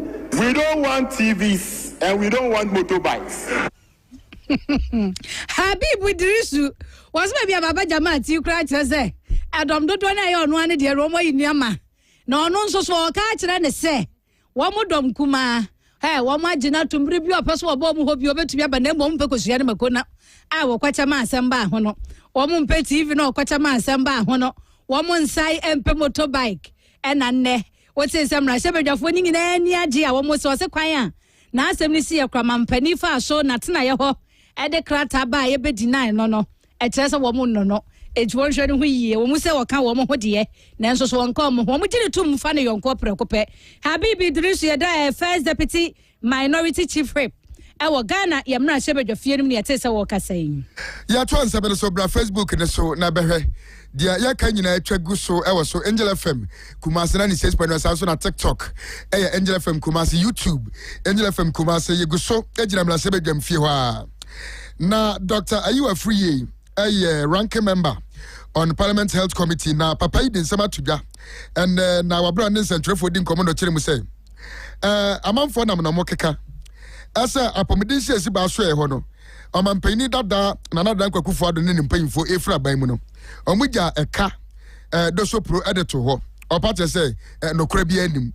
Adenti na say aban ni free so ja 1 billion Ghana cedis eka. Editor ehonum.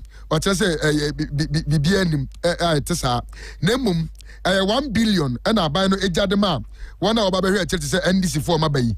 Na ote chere ne nsem no chere mu say sika 2.4 billion Ghana cedis na ye ka da ho no na ye 2021 2022 na afei 2023 e ka na da ho na so no aba ne bɔne modin bia etua sika ne kakra no kire mu say omutua na 8 million Ghana cedis in premiensa ansa no mu free aba mi 2024 ye be 2025 mu de na say e ka bia ne wa e da ho na mmom no aba ne jasika to ho 1 billion Ghana cedis ye betimi de tuatua wona ye ne wo ye adwuma no eka eno nti otesa amanfo bi nam na mo keka say aba ne agya ka de to ye apomidi se achiba so ye wa na ye ne sere se na oka mo bi ate no mbeko so aka se NPP abaya etwam no na abaya oba so beba na ka na mmom no oba se obede emfaso ma pa edeba eno nti no oka kire mpemfo mo na mo keka ese na nadodan kwakufo ado aba ne NPP agya ka ade to ye apomidi se achiba so ye ho no omobra bonche no mbekesa nse de omo ye nyina no omo yei ama ho nkrata asem bibia obi aso mu yidi kire bia no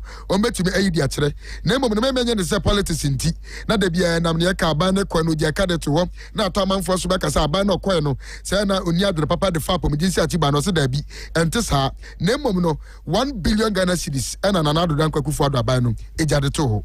NHI executives or management did not inherit any debt from the previous management. Indeed, as of 2003, 2021, 2022, 2023, there was a debt of 2.4 billion. And that 2.4 billion was paid in 3 parts, 800 million, 800 million, 800 million by the then Controller General. This is not anything in secret. This is not anything in secret. And for that matter, let us put a stop to over-politicization of health insurance issues. How would they leave you a positive balance 1 billion that you used to pay claims for November, December, January, February? Talk about that. We've made our communication very simple. We've come here and we will come here on any day to let Ghanaians know that the previous MPP regime left off an NHI with a positive balance. It's not even happened before. And they use it to pay claims of November, December, January, and February. Conventionally, if you submit your claims in November or you submit your claims in November, it's paid in the 3rd month. So if you leave office in January, ideally, you should have paid October.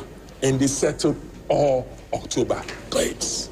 Indeed, the few providers who submitted their claims in November were paid. Mind you, hospitals at the end of the month will have to vet all their claims and be sure that they are not going to be queried. So hospitals don't just submit their claims at the end of the month immediately. Some submit it very early, some maybe 2 or 3 weeks after, some 2 months later. So you can't even blame NHIA for all delays in payment because the hospitals, some provided themselves, they delay in the submission just to be so meticulous. And mind you, when you go and submit claims that are not so clear, they deduct monies from you. So, and ranking member on Parliament Health Committee, Dr. Ayiwa Free, and I tell this answer media the 2 and Timua. Madam Abokasa Pom, this year Chiba Soya Hono, a card hono, Teresa Debbie, Oman Penina and another Kakufado, Jessica, 1 billion Ghana cedis to us, young friendly woman. Make I will send you on Siaka Siabona Augusto Woodsie Free Angel 96.1 Casiabomina headquarters, Kumasa Report Junction, so Grace TV is a TV, a one so and Seminole Chagu Ewo. Na memory found to us way. Na me found quack from a year from technical school ewo and no ye senior high nibia. I rahosem atwa the swia for ne pa ne say so the swia ni beko suku to send na Ghana baby ya bedre a bibia ya be for kwanswe omo so mo da so ko ajanan e wo hwitem so e fere time na de ma ne ye one more time kase akra ne say ya dia wodu atumi ye oba na sa be ma e ma wo dwonso a wote yaw wo ho ahu ni se wo ba bi dokro be ma wo posan bibi wo ba so so a se wo nse twiani ani eye STIs any UTIs no agi wo mo aboso mo brankasa na abo mu do matwi o mo chese chen ba bia naduafo se bi mpraduasa wono mo da eti se mpanimfo ankwa wo mo a de aye no ade no aye critical na nsem yama ne bofo chiku Joseph wono ne kwabo apro ni nyina hwede kwaso ne nkomobo ni nyina na ode ho nsem ebeda ye yentie bian midofo we na ha eye Akrofrom Senior High Technical School ewo adanse Akrofrom Abattoir Pestos or Santimantem midofo aha eye boys dormitory memma no ewo ha sei na mechi eye toilet boys no eba ha enemre hwi team anase hwi team nyame enum rekwani se video ewo pampan amanfo betumi apesi bi anka be hu se enwoma ekoyimu se video pampan pa amanfo betumi ate pa bedofo ne ewura me mu e wa ha se me cameraman wade nose mask na akekere ne hwene ba miensa di machi ne nkohwe se ne ahwitem na nkasa sibitie ne mbisa disuafo na nkasa so se bi omo dwale wie wadwale wie na te toilet ne count na wo ba ha ansa no akọ class a say ne sibitie obusanfo ehoni o ehoni toilet ni sinu ehoni o shepa toilet ni sinu ehoni enko Sefami nakata toilet no at first then nyakura by sisia say last year and my last year when on be maintenance kakra on train class sisia mpra say kakra si ada say yakura when me kasi kakra na mo koso asemi sipiti so kone de kakra was kwa just be odi kan ko ba some be obeteke ba yes I ko jari we want me say anko back me sanity na mo tiso mo nsuro so de suro be ase de wa ni ntino fa say manage me sa fit we de ende once I set there and what is so cry we for cry to so cry still na usuro se bi an Kenya WCA can you bet my boy within the ample for my here na because free Akrofom Senior High Technical School na me person me kan asem tirem yani upuku wa any prempe ye throw the same exams baby omo dani baby a dade enye pe baby omo hia de ni baby a yenso hia de enye baby a omo ni ani baby a yenso ya ni you hu difference bebre o ama boys ni bebre na enya gonu nti esra ban say omo boy MP describe Akrofom dormitory as prisons. Oh sure, because one thing about what he said is really true, because we go through a lot at the dormitory there. And one thing is about hate and overcrowded. Because one thing is, in the dormitory, the number of the people that sleep in the room, sometimes it's more than the number of people that's supposed to be in the room. Yes, to be in the room. So we go through a lot. And without even that again, some of us didn't even have bed. Beds to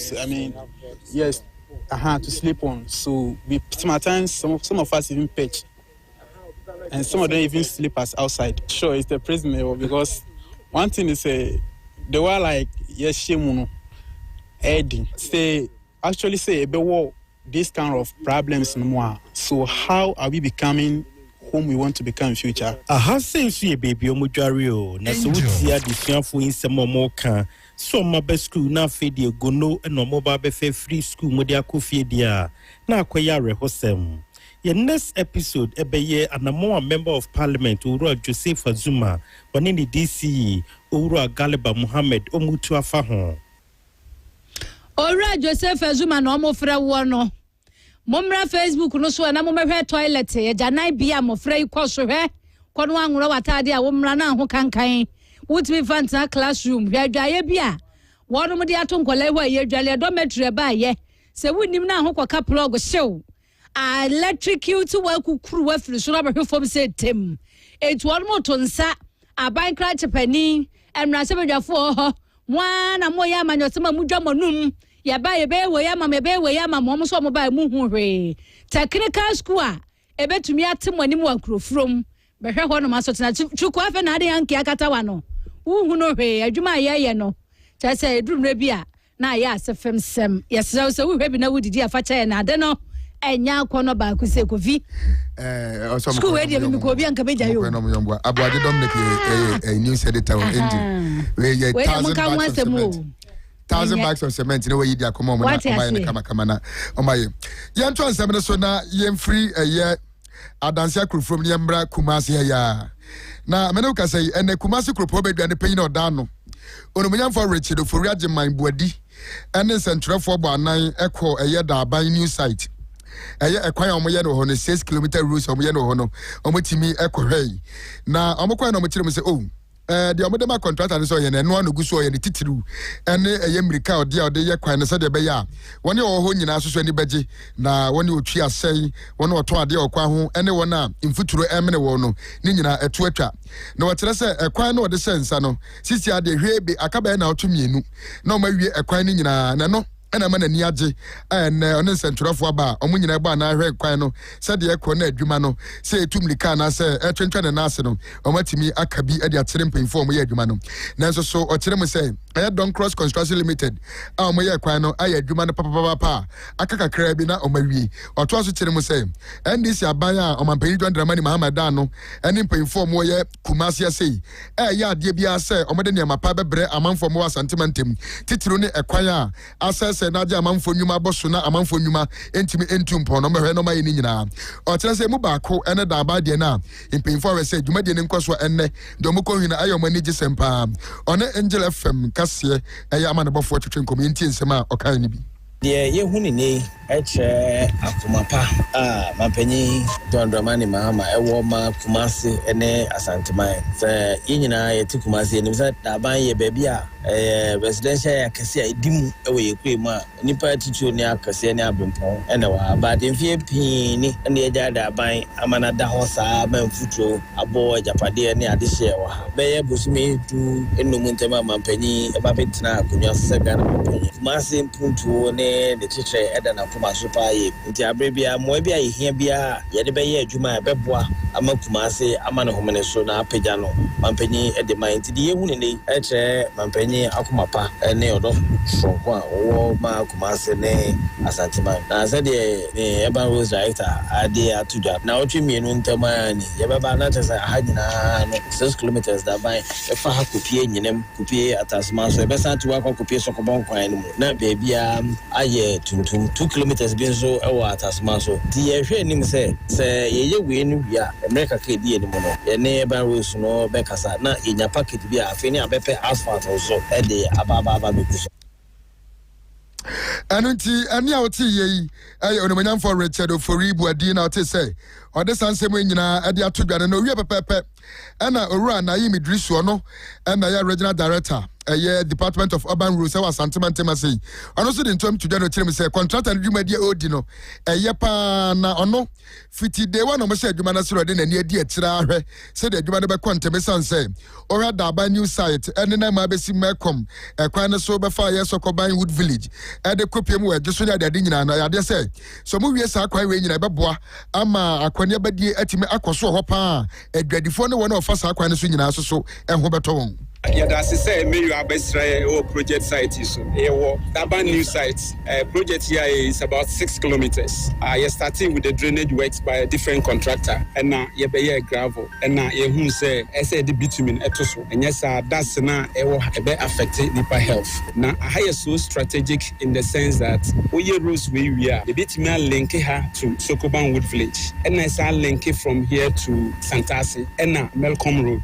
Into instead of so kokrum oko ejeswa betimi afa sa miamia yi akodu ejeswa no a onfa town center. So it is our understanding say Harrows no very very important na ya ba say be yes Harrows by 2 weeks time ye the betimi no beguso the quota beguso na obefa ha onmuda sibiabi.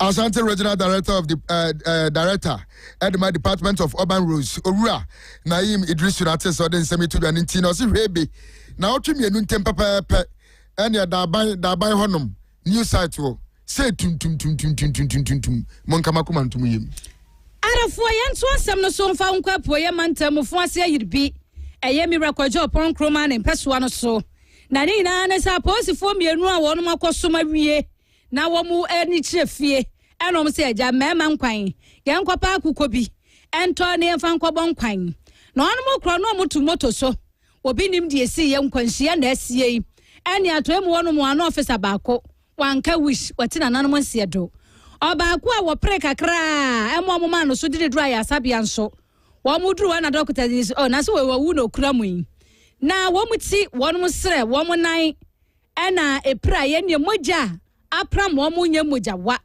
ama nsem na ya rehosem pa ama ne boy ye di nsem na chi ye nsaka akire mu a na chese se ni pei yɛde wɔn akɔfo sɛ yiribi hospital akɔ amukura bia yɛkɔ akɔkora wɔn kɔpem sɛ postmortem bɛkɔ so ama deɛ kɔ so no madansi de wɔn nsa aka na afei yɛgya yɛ mu no de ama busuafo nti akɔyɛ awerɛhosɛm ne asɛfɛm sɛm ama odurufo sɛ yiribi mprempre ya ɛnya asɛm ketewa akora no so ɛne yɛgyina nwummerɛ atwa ho na yɛagye aboafo nkra so ansa na no yɛnkɔmmra nsɛm ne bi saa wɔ nsɛm ne bi wɔ hɔ na ɔn sɛ yɛde bia na ɔmɔka sɛ yɛ galamseefoɔ ɛne ɔmɔ mu wɔ forest deɛ yi yɛyi yɛni afiri ɔmo so a ɔmo tu anwea me yɛdi si dan no so na woduru nkran a amanfoɔ no da mu paa na deɛ teɛ ne sɛ wokɔ nkran popo ne ma ntem a ɛyɛ klandi gbugbera donu sɔfo lamte tachona okpe afenya na afei ayima ɔmo nyinaa wɔ gal south ɛyɛ abatoɔ mpɛsoa no so ano da mu kyerɛ sɛ amanfoɔ mu tu ɛyɛ anwea ɛwɔ yɛ ɛfam yɛ bia saa anwea yɛ a yɛde si dan tale dan ɛyɛ bia no ɛgye ɔmo afuo nsa ase ɛna afei ɔmo asie yɛ abɔ so na ɔmo kyerɛ sɛ ɔmo kasa de nsɛm ato mpanyinfoɔ anim ɛnyɛ nnɛ nanso so ɔmo mu tu anwea no ɛnti gyae koraa ɔmo ayi ɔmo ani fitiw sɛ sɛbi panyin a wɔyi mframabɔne ɛwɔ bedwam na mpanyinfoɔ a wɔ hɔ ɛne adehye a ɔmo te hɔ ɛkyerɛ sɛ ɔmo toto asrɛ inspector general of police IGP sanso ɛna ɔmampanin John Dramani Mahama ɛne polisifoɔ mpanyinfoɔ ɛna afei bamba adwuma ekuo bebree na sɛ ɔmo mmra na ɔmo akɔ ɔmo mmoa ɛsiane sɛ adehye a ɛwɔ hɔ nom no ɛbrɛ paa nsase kakraka ɔmo de radio ɔmo nneɛma kakrakra nya bɔɔdeɛ na afei bante kakra etudie no ne nyinaa amanfoɔ mu tu ɛfam ɛyɛ nɛteɛ bi asisa ne nyina afiri hɔ a ɛsɛe ɔmo nsa ase a ɔmo aka mpanyinfoɔ pɛ sɛ ɔmo bɛka ho asɛm na adehye to ɔmo nsɛm so na ɔmo kyerɛ mu sɛ ɛnyɛ no nkwampo ɛna ɔbɛkɔ no na ɔmo tu anwea yi ɔmo kitakita tuo ɛde gyina hɔ nti wosae no hwan ɛbɛkɔ sɛ ɔkɔ stɔpɔ ɔmo sɛ ɔmo nya nɛteɛ ne tu ɔmo nkasa hɔ koraa deɛ abaa ne sɛ ɔmo bɛyɛ ɔyɛ kyerɛ na ɔmo asu afrɛ mpanyinfoɔ sɛ ɔmo mmra nyɛ saa paa deɛ a ɛyɛ mpɔtam hɔ deɛ saa na ɔmo sɛ ɔmo nsa ase that's all yan ko fa bebu ha etu anwea ya sa se ye nananom di gya ye wo so krata wo so mo se omo dia omo tu anwea no with that permission na etu omo kita ne etututu ye makro to me go school adope ye hye dem one say ye friend krofom ba ya yetumi apie yetumi mpie nkwafuo yetumi wu pia etuo ku ko sensuo kura na wa hye agrofo omo ne nam kro no mu kuta ntuo ene de u tifio beta ne gbe na etuo boba egu chance nso ya sie ye nananom ne papa mo wo so omo tu efie ni nyina tutu ye busuafo nna egu abonte eya awo tsam enti anope ye gyina ha ewie ya yasem se ye sra oban eni mpanifo nganu dudwom se omo meba koye mmoa ye huna mane o ye ti ye fie akromfa betu ahye ye so ewia ya nwia ni yetimi mpie yetimi nya hwe je se nepa ni kuro ba kwa ise Greater Accra ase ewo domiabra obo constituency e be da asore melan krofo bi tu anwia ewo ya sa asesu eye kuro bubula chichire eni plade ni dono enti ama se sia no ye ma anase enu anu mutumi ku school because of tutu me ameka say o ma mi ni me say o mbebo mitu enti sia mitumi mpie enko be bia de bia me sedem enti esre IGP sombra no meboa ye enyesa ne ma ewu aban mama wo so esre ne say onu betumi de say djuma na ma ye enti esre ne say ombo a na ba ye memwa ye wei aya adehye a ɔmo wɔ yɛ gas out na wote sɛ ɔmo de nsɛm to de no pɛpɛpɛ ɛno panyin baako a ɔno no wɔyɛ gbugbera ɛyɛ community no mekyerɛ ɛyɛ nat ayum ɛde nsɛm to de no kyerɛ mu sɛ ɔmo akɔ Amasaman police station abɔ mpanyinfoɔ so aba na nso so no ɔmo nkasa ɔmo nan so deɛ akɔ no deɛ ɛne anya paa ɔmo bɛtoto asere mpanyinfoɔ sɛ ɔmo sere ɔmo bɛkɔ ɔmo mua ɛmi sɛ ɛyɛ bɔne so paa ne yɛde afrɛ mu no yɛti yɛn kura gbugbera plade dono osofulante tachunya chichire okpe yewo yenge kura nauchi ebie sane yawda ebe ye sole ya omudi machine abesi ye asase mu wojuru abeku wojuru kubegu ekutu wo sei no banchi wonha sei obia banchi wa ha sesi ati ayeti hai obia ni ho a wonha kɔ na asase mu a obenye aduan baako a obedi ampa ahimanachi no ye sorry ye report ma police nia ewo se ye nyina no ya ye ewo police station ye hu se entintam but police fu bi ebo wo hu modin ye frɛ ye MP ankasa ye hu se MP na ankasa nso ye sere no MP se wada sorry mama se wada sorry Amani si ana mampanyinfo no mo ho akere mo ente de wudi ne bebo wei mpanyinfo mo wo ye gbubura e na te se omde nsem tu dwase mpanyinfo mehwe no mo nko mo no mo sanse a omde to se omde dua nuane na di no amanfo ajabo so omo tu na tie e wosu Yemoshi na yenkwa owura ne din ene Councillor Lutrot sa na yenyina ye frɛ no Sir George Lutrot papa beto dwasa ya kire no Criminal Investigation Department CID atnaye ne nyina ne se wo hye emaburu ne nipa bi se won mo kwada de lumba fie honom na se wo mo kwaye so wo mo kwaye den yo ene wono ane nkonkonkon anu mu na bambofo kire no ni nyina ye se ekwani ofa aso ka asem no ase wo hye nipa bi kutupa se wo mo mfa wo hye emmowura papa ni fie honom na de wo mo bekwakwa no hode eno de da akye ankwa ma ene e be kire na beto dwa se yamani beu Beli na yedi ama na ochina eye da wukuada wo kwakoto na nienti a wo kwakoto nyina ne se watomra no wafom nsoso wa brichi eye asumdua ewo section 207 ewo Criminal Offensive Act ni mo 1960 eye Act 29 se ekwan ofa so incite enipa bi se won mo nkɔ hɔ no na sakasaka ena opre enti obekwa aseni bia ho no akwayi no ho ano krata babontin Chief Inspector Bridget Bana Babanawo Public Relations Officer Criminal Investigation Department wono ena ne nsahya ase zeze Councillor Lutrot wanya be onenso chena okokot emunsem de ebesie bia na adechie mu awrade ye yadom a ye de bebre mu omoche amanfo ye ade ne eche mu ana omo honhom kosoro ana say obu ho no mu a minim Councillor Lutrot nyo bia onimu mra onimu de nti eme ho so otumi kwa ye ade we ma no ho ba asem but ebu a sadia na wo ka no obu ano di promote no ho ani e o say omutimi eye yi na so ndem ye so say nyasa na o ka asem keke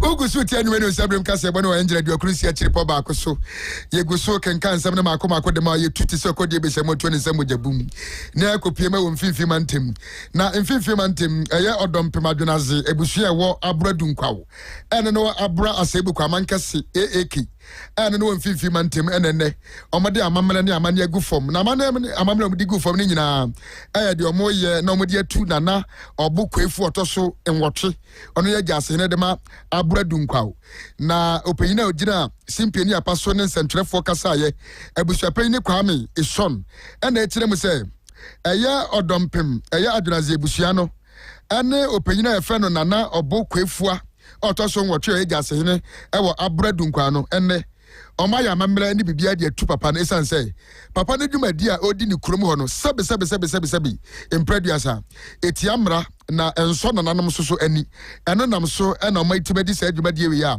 omoye na omde atu no mo kire se aya nana obukwefu otoso nwotwe no ene pani kwa we okurom ho romantic affair said de buroni beka no ona aya komfo ba we okurom ho ena etimi edisa odosa no no we bebe no kire mu say edin bia ada nkonwa bi so eni kwa se ofade to ne ho so no papa ya fade ato no so no digi ni din ade bo ne wasafo hini wokurom ho a ne nyina ma hwere ni maka bi atere na tunifo a na so no wayi na ni de ato nche se ontie de mpanyimfo kakra enam so ema mpanyimfo wokurom ho ahimfie mpanyimfo na afi kuroma ni nyina ne omatimi aya amamele ni amane ese efri na dekọ nana obu kwefu otoso nwotwe no onye jase hene ewo abradu nkwa bi Manzi biara osafata da ode yeye mma nna ni zimba be kudwafo no renye nana obu kwefu otodo awotwe bi emi onu ho dwumedin tin eguda yare ose emi menye ne yer menye na awo amanza ode oye ewo fie trede afeso ya mekongo ne diban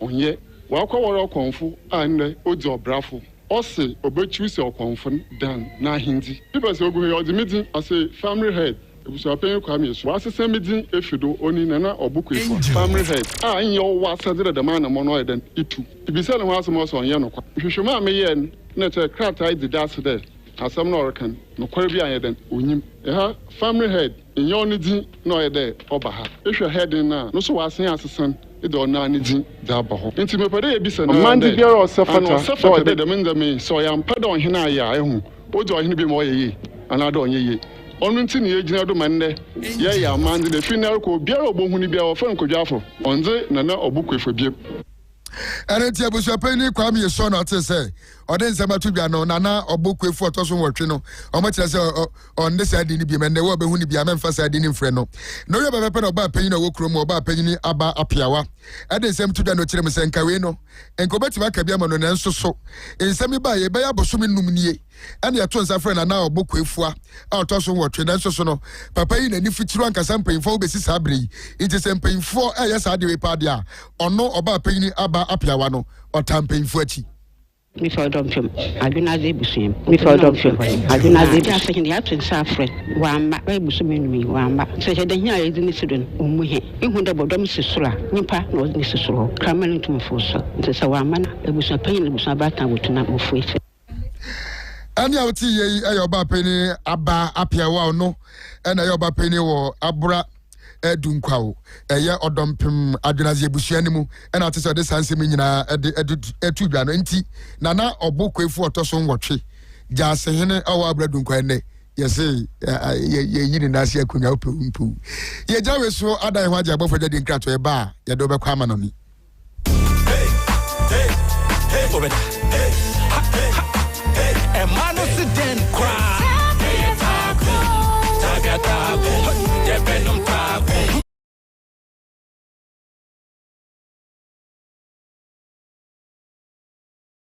Over to you. Thank you.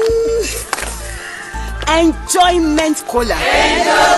The Enjoyment Cola. Enjoy all your moments and fun time with Angel Cola. This advert is FDA approved.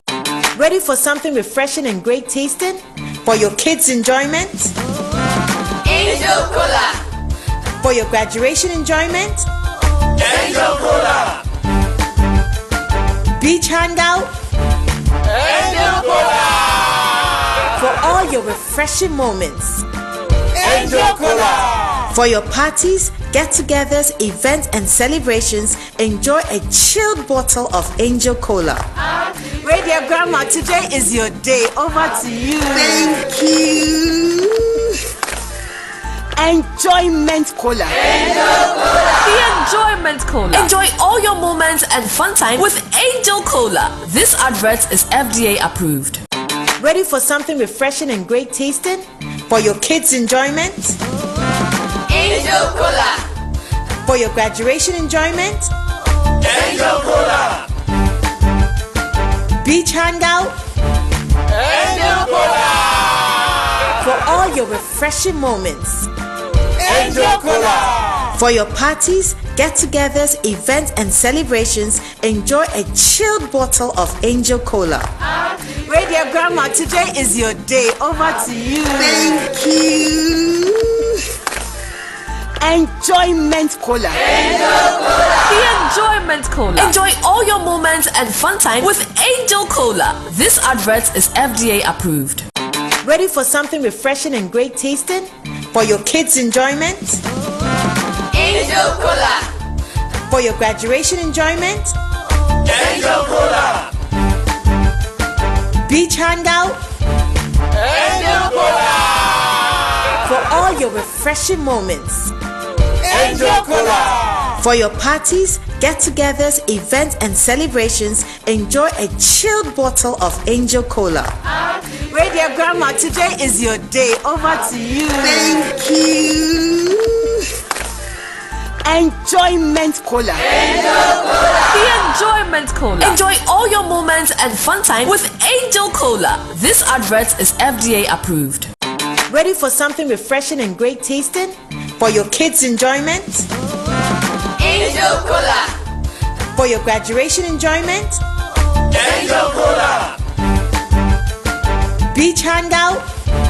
Angel Cola. For all your refreshing moments? Angel Cola. For your parties, get-togethers, events, and celebrations, enjoy a chilled bottle of Angel Cola. Radio Grandma, today is your day. Over to you. Thank you. Enjoyment Cola. The Enjoyment Cola. Enjoy all your moments and fun time with Angel Cola. This advert is FDA. Angel and you run on Siaka Bosso.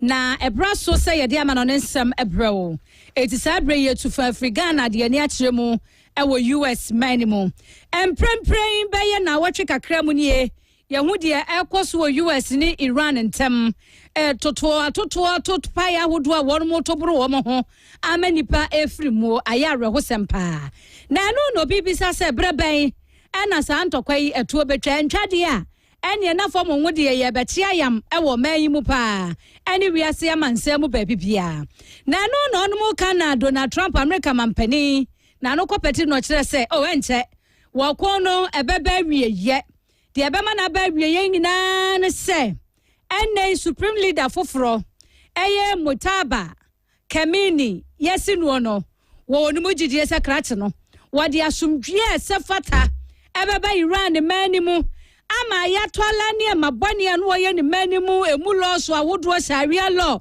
wɔyɛ ya ne eku yɛ so akɔmfo ne ade no ne nyina afrofri sɛ no wɔtietia nkrɔfoɔ fa ahodie so na wɔnim sɛ de etie bia no asomdwie ebedi ahim na sansɛm a wɔka yɛyi ne nyina mu Israel wɔna yotopa ya wɔde ama ne Tehran no ɛnyɛ topa ya ketwa no anadwo da suoma no ɔmanfo ade hwam kromo ana omo so kwatete baabi a wo mama ne sa atopa yeyi ama CNN aka nanso so Defense Secretary Edema US Pet Hegseth or say entokwa no mo na betire da ebetwa or case so people say wo mo United States of America eda wo mo pa mo percent okwa di twa na betwa na butaye nti a wo kasa ni nyina ne say wo man kwa ka Iran na beka mo ti adekodi a wo mo gie no wɔn bɛgye na wɔn nim sɛ nkyɛ ɛnso so ɛnyɛ ne mani mu ya bibia ɛbɛba awie yɛn ti saa abere wɔgyina so ɛde kɔkɔbɔ akɔ ama wiase amansɛm mu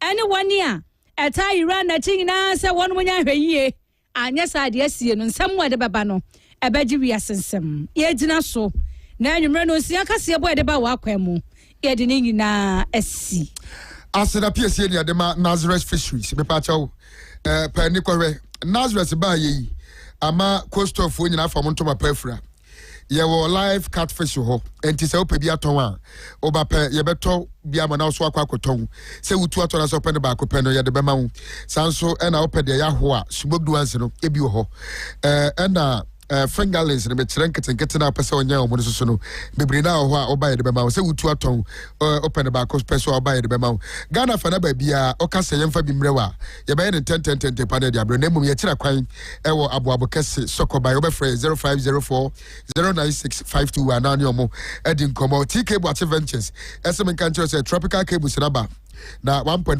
mm 2.5 mm 4 mm 6 mm 10 mm na 16 mm ni nyina ebi ho yesan so e the armored cables aba size nyina bi ho flexible cables chandeliers open switches and socket conduit surface light sanso na video doorbell video light corner light and a wall light ni nyina ebusu ho ceiling fans and standing fans dey do so prepare ni kohwei na so kotubi ekoton ye adum ye be mekom no prempeh the second street and as be frey na ososo waka dia opani agya no ho kura dia makwa na wokwa kofa 0244 015 578 na ni TK Boache edi komo atuma rubber PLC asem kan kire say ye determine bra na fa ho baba wo na sika sam e begina na so susu account savings account current account fixed deposit ni nyina ba e be bie de kama dia ma wo na ye loan product ni nie opese ma susu loan ye de ba salary loan commercial loan financial loan microfinance loan federal loan afi controller ni nyina oba ye de ba na remittances and other services ni be Unity Link West Union Eastwich na afi mobile money opese otua bills so a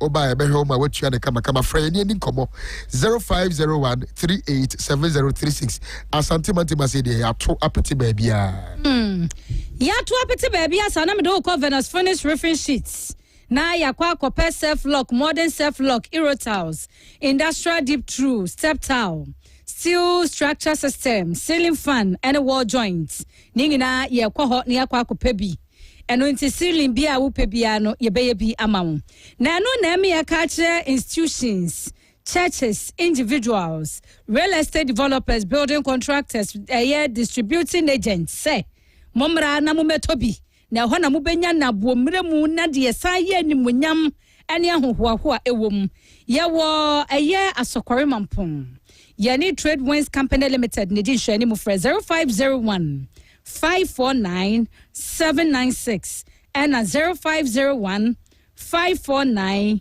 797 yabajoso adwumakuo bi so ohia adwumafo eye modern hairdressing salon bi na wose menka nkyere wo se ende bibia ya technology abefo kwantempon kwaso entu wo mu ni mu de en wo hwehwe wo mo etu yo bi a utumi style tire yi ni styles ahodo ema ne ye fe ya akono a wonu behia wo yo bi a wo nsusu utimi bo a ema ho tie ye fa wo nsusu omu behia wo pedicure anasa manicure technicians nso wo mu epebi eno nti hye nso na frɛ 0244 991169 and 0591 220120 yabajoso me phone consider restaurant here na kopa aduane papa bi di na medi nka maka chom si bo ni nipa nkwa enya aduane bia na yedie eno nti se wo pa aduane papa e sida restaurant na mdo beko